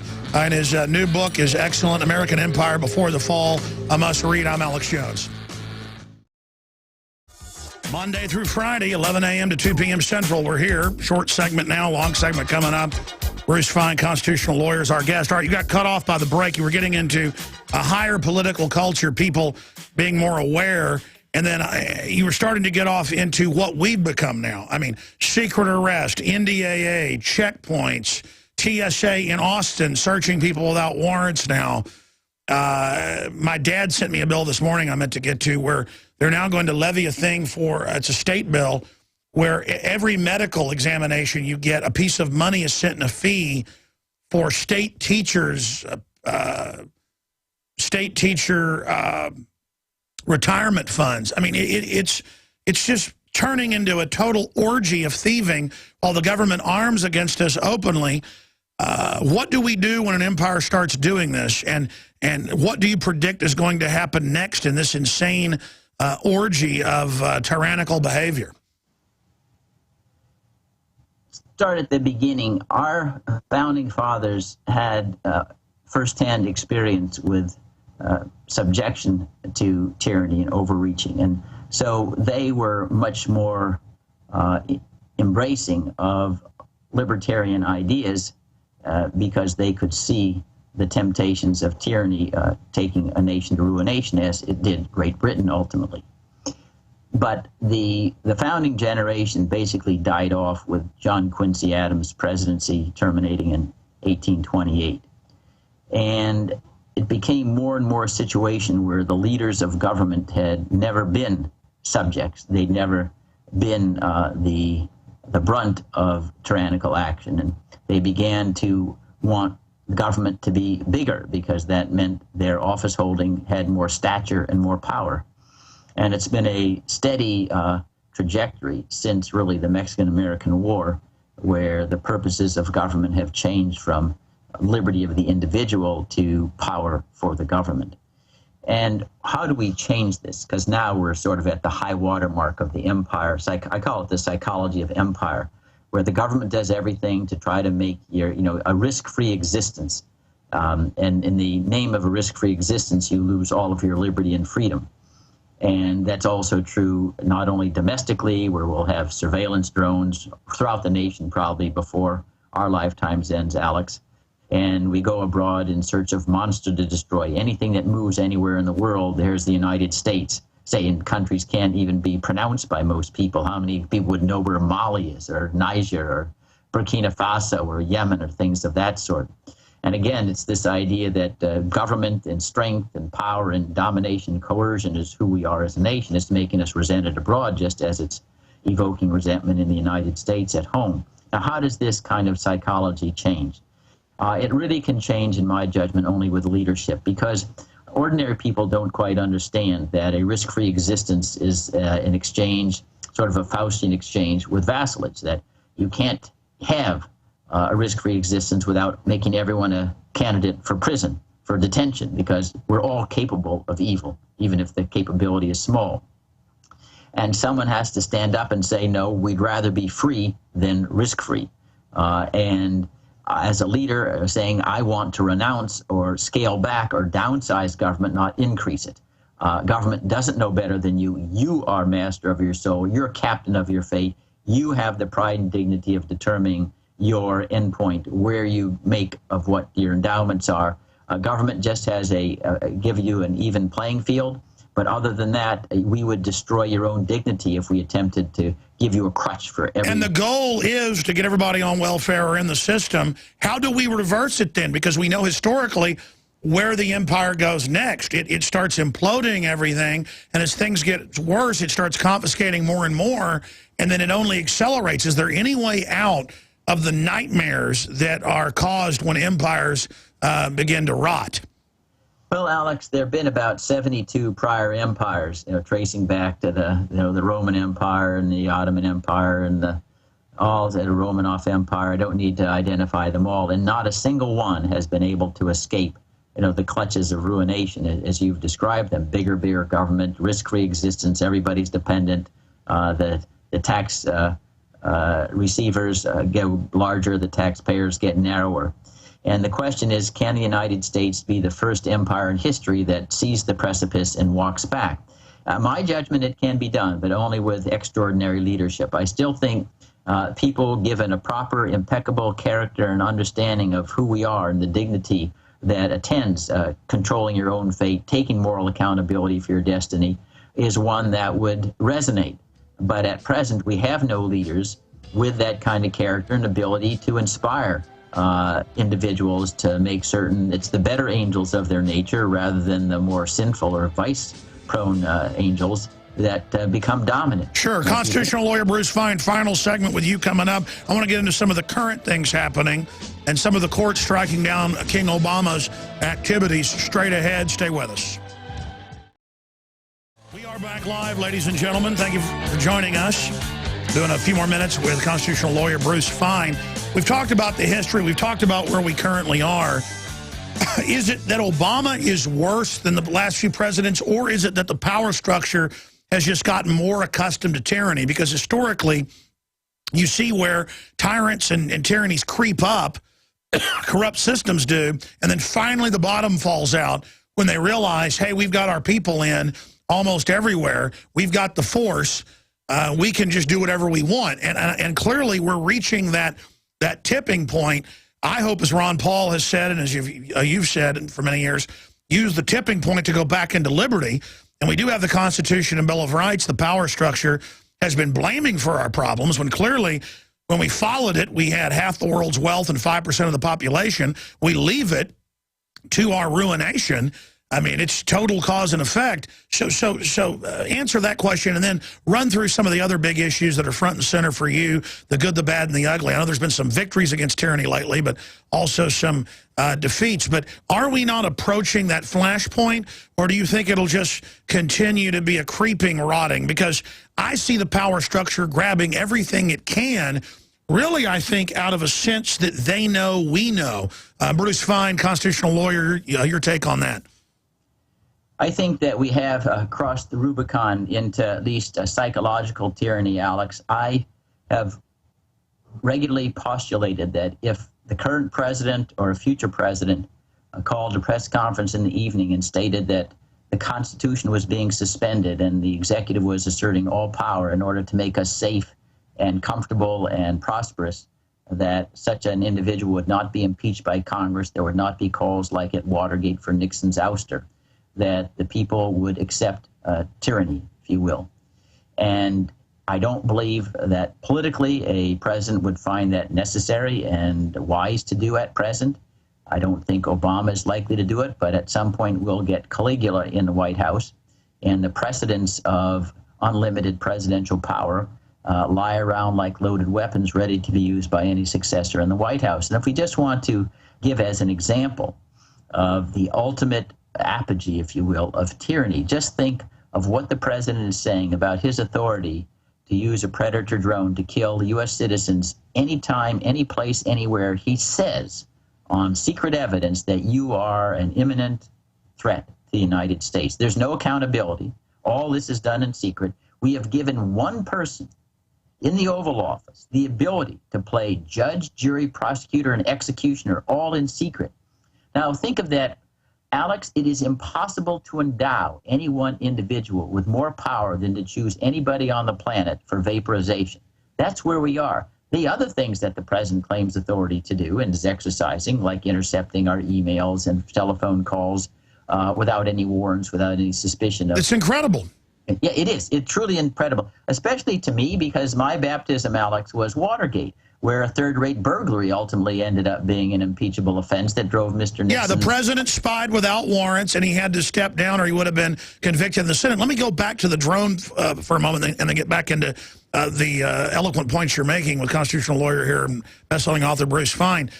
Take the drones. Al Sharpton came out and said, hey, don't worry about your guns. We're going to take them. We got Predator drones. And I see on the so-called left, who aren't really left in my view, Thomas Jefferson was a liberal. These people are authoritarians. They say it on, no exaggeration, 20, 30 shows I've seen and news articles. They go, hey, forget your guns. We got drones. We've got artillery. We'll use them on you. And I see a worship by those gathered around the state with a reflected glory. They are getting off on executive power like it's a god they're worshiping or a golden calf. You are up there on Capitol Hill, obviously battling all this. You have to be around these people. But I mean, I've been following this intensely for 20 years. There is a demoniac glow to a lot of the minions' activities. Now, higher level globalists look scared. But a lot of the minions, Bruce, look really, really animated, like dancing around their idol. Can you elaborate on that? Or have you seen them gloat on their military firepower and how they'll use it on us domestically?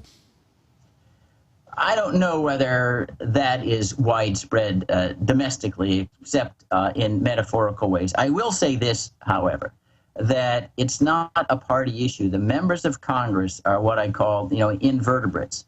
They do not want the accountability. They do not want to accept the responsibility which the Constitution fastens upon them to oversee, to check, to block executive power. When the founding fathers, were writing the Constitution, they feared a bloated executive, and they couldn't have imagined Congress being so supine to voluntarily surrender the decisions to wage war or not, to levy or taxes or to spend. All this is now delegated to the president. They thought separation of powers, you'd have power-hungry people in all three branches, not letting the other have the power. Yes, but what they didn't anticipate, Alex, was the polarization created by the party system. They did not think that Democrats and Republicans in Congress would sell their souls for a mess of pottage, with that they would believe their loyalty was not to the Constitution or their institution, but to their party. So you always have one party in Congress willing to block the other party's effort to check the president. And in that way, the presidential power simply grows. It metastasizes like a cancer. And it's been true under Republican and Democratic presidents alike. And under Obama, presidential power has reached its apex. It's never been this authoritative before. And when we can ask a president who refuses even to explain to the public or to Congress why he thinks he has this legal authority to kill us all, and all of it is secret law that even Caligula didn't practice in Roman times. And he gets away with that with a complacent public and a Congress that doesn't demand that he will have no money and he will be impeached unless he explains why he thinks what he's doing is legal. It shows you, how can we give more power to an executive than that? It's a very, very dismaying situation.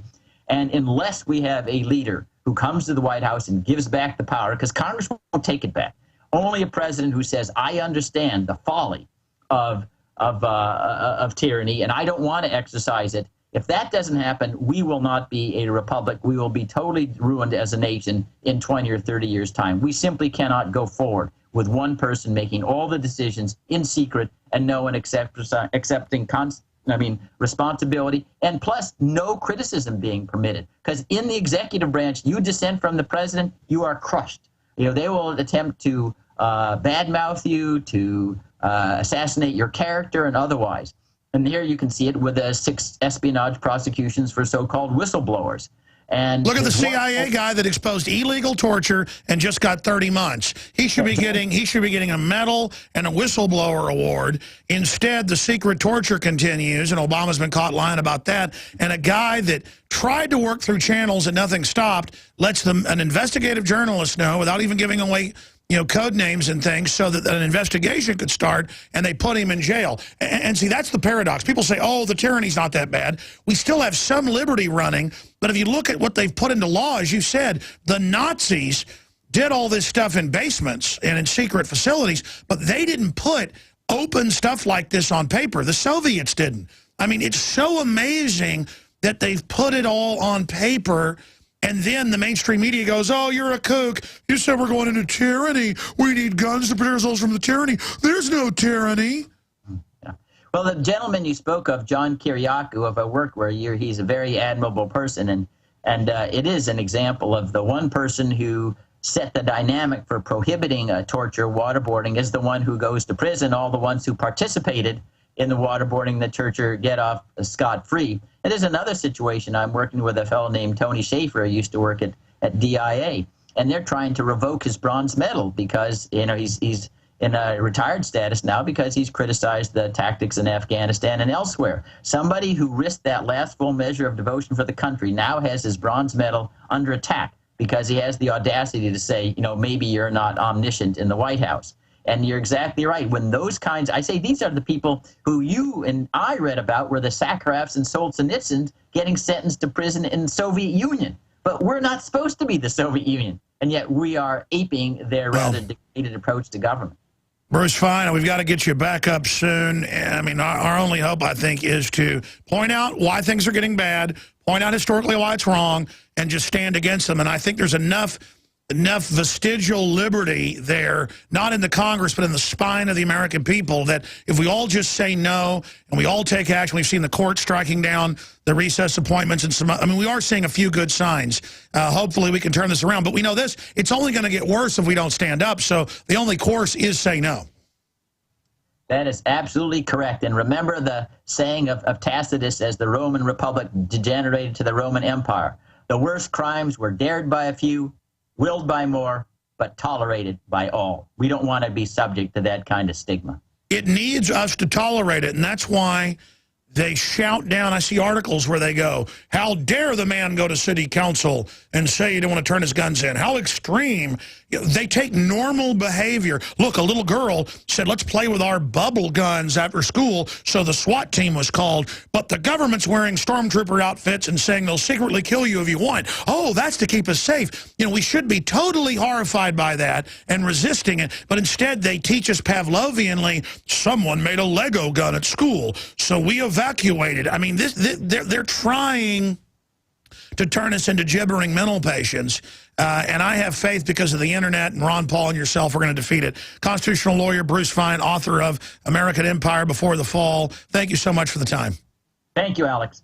Wow, amazing interview with constitutional lawyer Bruce Fein. I want to get into some financial news here in just a moment. But before we do that, some of the other incredible news. I mean, when you see the NFL coming out saying we shouldn't own guns, I told you to boycott it. People said, oh, that's Bob Costas. That isn't the whole NFL. Here is the NBC, same culprits. Sandy Hook chorus to sing at the Super Bowl. And that's a way to take the 70 million viewers, the #1 show in North America, and to shove a bunch of anti-Second Amendment garbage down our throats and re-invoke all this. Hey, how about we have the choir from Mexico of schools where the drug cartels or government comes in and kills, 100 people. They've almost had 60,000 killed, more than Vietnam the last 6 years. Why don't we have that? Or kids killed by Fast and Furious guns the president ordered shipped down there. Why don't we have the family of the dead Border Patrol agents killed by Fast and Furious guns of the police officers? How about they go and sing at this event? I mean, they are just shoving this garbage down our throat. Absolutely shoving it wholesale down our throat. And again, there's nowhere to run, ladies and gentlemen. The whole world's going under global government. Same mega banks run it. They're exempt from the law. They have government shut down your life. I want to show people some articles here if you're watching on TV. If not, you can just go to Infowars.com or PrisonPlanet.com. We have these articles posted right now. U.S. debt headed towards 200% of GDP even after fiscal cliff deal. Okay? Now again, they know they're bringing us into bankruptcy. That's the plan. And then after they bankrupt things, we'll accept total socialism. Bloomberg, jobless claims in the U.S. rose 38. It's more than 38,000 last week to 368,000. Claims for U.S. unemployment benefits increased more than forecast last week. Boom. And they've got articles about the economy contracted faster than they thought. Oh, you didn't think massive payroll tax increases would contract things? And they said, poor people, we're going to cut your taxes. They raised them. And then there's an investment tax and all these new ones. Gold trades near 1 week high on U.S. economy, Fed stimulus. U.S. stocks fall as investors weigh earnings economy. U.S. unemployment up. All of this report, IRS hiring new employees. Well, somebody's hiring.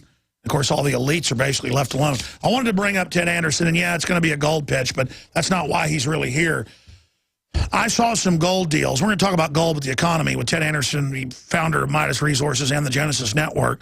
And I went and got it. He was a sponsor before he started this network because I go out and get people that sell numismatics at bullion prices. But I called Ted this morning and I said, I heard a radio ad last night on one of the biggest talk show hosts in this country, and I'm not even going to say names. You know who it is. They've been in trouble for this before. And I said, what were they really selling stuff for?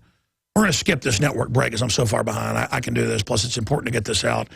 So stations shouldn't be going over this in about 3 minutes because it's a network break. But Ted, I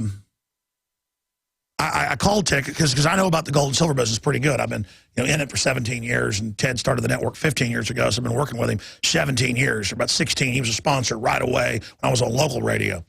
Because I went out and shopped and found the real folks and did some research and have been with Ted ever since. And I heard this ad for a coin, and I knew the coin was 150% higher than it should be. It's great for a company to have 5%, maybe on something that was hard to get a 10% markup. That's great. You got to be able to make money, keep your lights on, hold the stuff, sell it, do all that. On average, Ted's got about a 5% markup. He's got deals where he loses money, where you can get $2 silver at cost, 2 films, and a book for free. It's called The Lost Leader. But I'm not differentiating the competition. That's the oldest trick in the book, saying, their hamburgers are crap. Where's the beef? Ours are all beef patties. Check this out for yourself. A lot of the big national talk show hosts, one of them lives right here in Texas, moved down here. I'm just going to leave it at that. Got in trouble for stuff with 100% markup. This is 150, I was hearing. And it just blows me away that Ted Anderson on average is about a 5% markup. And that Ted is doing such a good job at what he's doing. And I just think people need to know. People need to price check, they need to shop, and they need to call Midas Resources. We'll get into the economy in a moment, but I just want to get this out here up front. In fact, let me go to Infowars.com. I meant to even show people. If you go to Infowars.com and you scroll down, you see the little Midas Resources banner, just with some gold coins there. Click on that, and it takes you there where you can see the Obama deception, the American Dream film, great animated film about the private Federal Reserve and the Rothschilds, and then another book about the history of gold and money. A book and 2 videos, $2 silver, $72. I mean, you can't even get them hardly anywhere for that price. Plus the 2 free films and the book. I mean, it's a totally insane deal. Yeah, click on that for folks. I want people to be able to see this. I mean, we've had this deal for a year. No, this is the best deal in silver anywhere. No one can top it. Dishonest Money, the book, American Dream film, Obama deception, 800-686-2237. I said, Ted, come on and do a money report about the big runs on silver that are happening right now. I've got some of those articles. Rush to safety. Americans buy nearly $500,000,000 of gold and silver in January. But the media is trying to keep the price down with different manipulations, which is a great buying opportunity. I mean, ladies and gentlemen, try to find $2 silver, especially these that are collectible, but he's selling them to you at bullion prices for $72 with the free shipping. The shipping's included in that because they do bait and switches with that, and the films and all the rest of it. I mean, that is insane asylum level deal, 800-686-2237. But it's just that I know Ted's got over 1,000 affiliates. Ted is getting, with all his shows, most of them are libertarian or constitutionalist in base. He has absolutely launched this show, standing behind me for 15 years, to the cover of Talkers Magazine, to over 150 affiliates and exploding right now with this hardcore message. It's the truth, but imagine this is on the air, big stations now, all over, because people now know it's real. They now know I'm not crazy. I was ahead of my time. I wish I wasn't being proven right. This is a big deal, folks. My point is, Midas Resources is the place to buy your silver and gold. And if you want numismatics, you want collectibles, they've got them, okay, and they've got the best deals on collectibles. Compare their numismatics to what you're hearing. I actually hear some good deals on other radio shows, but I mean, some of these are just horrible. You will get the best deals, and I stand behind what I promote, okay? And I've been approached by big, giant gold sponsors and offered unbelievable amounts of money, but I will not sit there and sell old ladies a coin that should be $1,000 for $2,500. I will not do it. Hell would freeze over. Plus, people get mad at you because in the market, it's gone up. It's gone from $300 to $2,000, and then it goes back down to $1,700. People get mad. They're not looking at the long-term graph. It's only going up. They get mad when you sell them stuff at a great deal, and then they manipulate the market and it goes down. They apologize later when it goes back up. I don't buy it for an investment. I buy it as an emergency backup. But it's been about the best investment out there, unless you're doing insider stuff. In the last 12 years, it's gone from 300. It was even lower, but I started buying about 300, like 260 or something, up to right at 2,000. The point is, and then drop back down some. I got Ted on about financial news, but I'm just an honest person, with a little gold pitch in there as a sponsor. I just start plugging what I believe in. Midas Resources is the place. And when it comes to bullion, with people that actually sell it to you, you'll see some deals occasionally. Because I've looked around before. I've seen deals where they claim something, you call up, oh, we're out of that, but we have this. You don't get that with Midas Resources. Ted, hits the escape pod, the ejection seat on brokers in about 10 seconds when he discovers, anything. Because, again, the whole gold and silver industry, because people don't have the facts, is a snake pit. That's why I'm telling you, ladies and gentlemen, Midas Resources, 800-686-2237. And now is the time to support the biggest sponsor. You not only get great deals, you support the guy that stood behind me like nobody else. I don't have Gun Owners of America as a sponsor. I was thinking when he was on, I ought to try to get him as a sponsor. Because he says we're one of the biggest groups getting him members. But I'm doing it because they're a group defending my Second Amendment. They don't pay me to get them on and say join them. Now, Midas Resources does, but they're the sponsor I've got. I mean, they're already, sponsoring the website. They're the sponsor I've got because they were the best group I could find. And they're still the best group.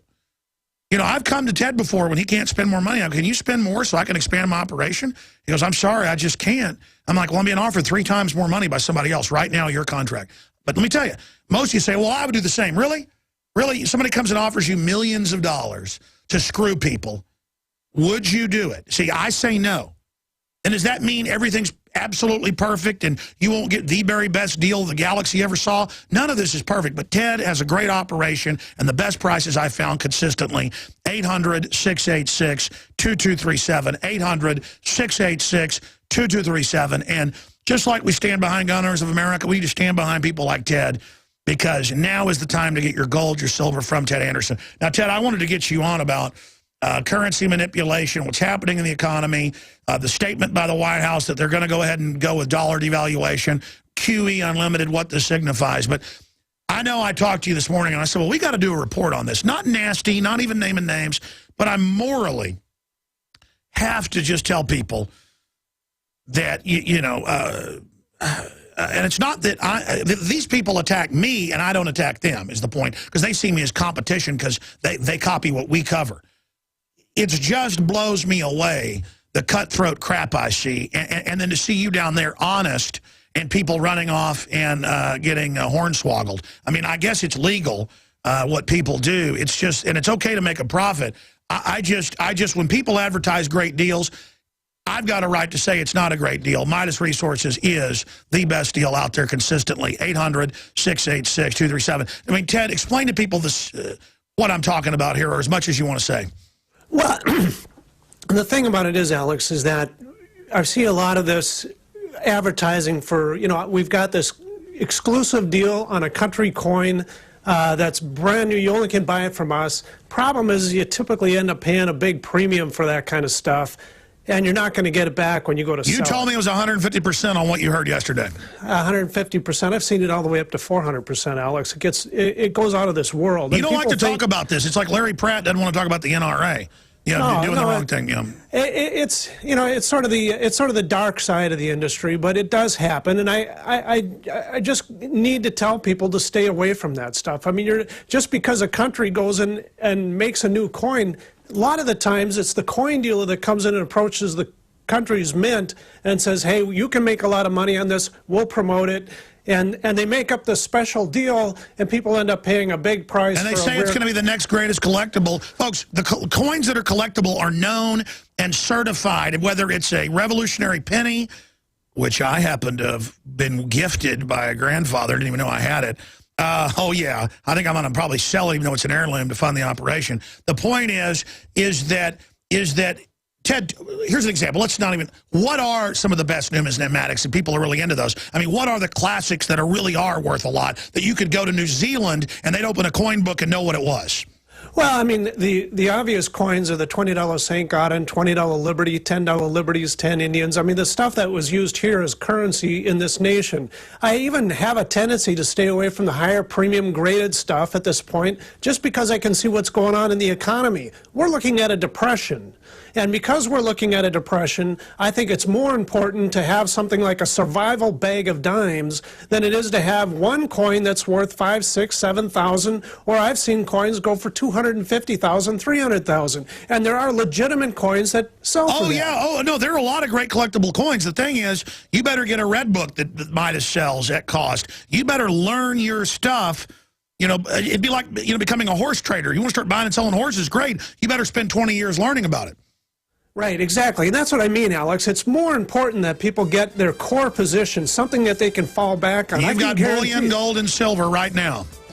That's exactly where I think people should go. Or if you're going to go into Numa, stay close to melt. That's the main thing. Yeah, because that's the thing. You sell a lot of coins that are collectible, but that are actually close to melt, and that's the biggest winner, folks. From my research, that's what I do. 800-686-2237, 800-686-2237. I want to look deeper into the world economy when we come back. Ladies and gentlemen, last week and earlier this week, we played clips where White House advisors are telling top hedge fund managers that they're going to devalue the dollar. That's their plan. And, I mean, I'm already seeing prices explode everywhere. I don't know how people are paying their bills. Because, you know, I'm what you'd call upper middle class or whatever. I invest most of the capital back in this operation. But, I mean, you know, these bills give me a sting. And I'm wondering how working folks are making it. I mean, this is hellish. And you really go places now and you see less people and you see stores shutting down. And we're in a depression. I mean, that's what's going on. And people that bought gold at $300, $400, $500, $1,000, $1,500, when we told them to, I didn't say do it as an investment. They made out like bandits because they didn't listen to the globalists. Soros and all the elites are buying gold. Ted, this is what I wanted to get you on. How big is it that the Germans don't trust the private Federal Reserve and want their gold back, and now all these other countries? That signifies the creep towards the exits are accelerating. Well, I mean, if you have the Germans, the central banks in Germany saying, we want our gold back, I mean, what does that mean? They don't trust the United States. They don't like the $85 billion that we're making brand new money and putting into our economy every single month. Way too much stimulus. It's obvious that the handwriting is on the wall. Paper is not going to hold value for the future. Gold is, so is silver. That's why they're asking for it. It's obvious. It's just simple. You know, the Rothschilds taking on huge amounts of gold and getting away from paper. I mean, these guys print the stuff and they don't want it. I mean, why does the people of the United States, it's like they're asleep at the switch or something. It just doesn't make sense that they're sitting here accepting the economy that we have, looking at the numbers, unemployment numbers shooting up. You know, like you said, Alex, you're seeing stores closing down. We're walking into a depression, and half of the country thinks this president is so great because he's going to try to take away our guns, and to me, it just doesn't make sense. When you see the big traders in the marketplace getting away from paper money, you better do the same, because these guys can see what's going on, the handwriting's on the wall. Besides the fact, like you say, Alex, they would just as soon destroy the United States currency and force everybody to take their new world-traded currency and lose the sovereignty of this nation. Absolutely. We've got some breaking news, Ted, just briefly here. School officials confirm shooting at Atlanta Middle School. Sounds like a gang-related deal. 14-year-old shot. And it goes on to say the parents, even though the shooting's been over a while, are not allowed to pick up their children. So the government's setting that precedent where you can't get your kids, and they teach them to get in the fetal position to hopefully get a higher death count so they can take our guns. That's Fox News, foxnews.com reporting that. And obviously drudgereport.com will have it all. We'll have the latest at infowars.com and prisonplanet.tv. Ted, what about the $2 silver for $72 with the 2 free films and the free book? I mean, that's like a $60 free retail value on top of the silver dollars it cost. Well, that's the thing. I mean, if you were to buy the silver dollars from me straight, you'd be paying over $78 for the 2 silver dollars. Plus, you'd have to buy the postage, which is at least $10, you know. So that particular deal is, I mean, nobody's got a deal like that out there in silver, period. This is the greatest way to get a couple pieces of silver in your hand, especially if you can't afford to get into the marketplace in any great extent. And you can use your credit card if you want to. Alex, it doesn't get better than that. $72 for 2 silver dollars. We all know that silver's trading in the 30s. You're not going to be able to find that anywhere else. Plus the video, I mean, your Obama deception, the American dream, you know, the dishonest money by Joe Plummer, it's going to teach you what's going on as far as what's happening in the Absolutely. the economy, 800-686-2237. And you know you're getting great deals and supporting the broadcast and all the other shows that Ted Anderson produces. 800-686-2237. 800-686-2237. Or MidasResources.com to find that special link through at Infowars.com on the big banner. Thank you so much, Ted. Key intel and more info straight ahead on the Syria situation with Paul Watson.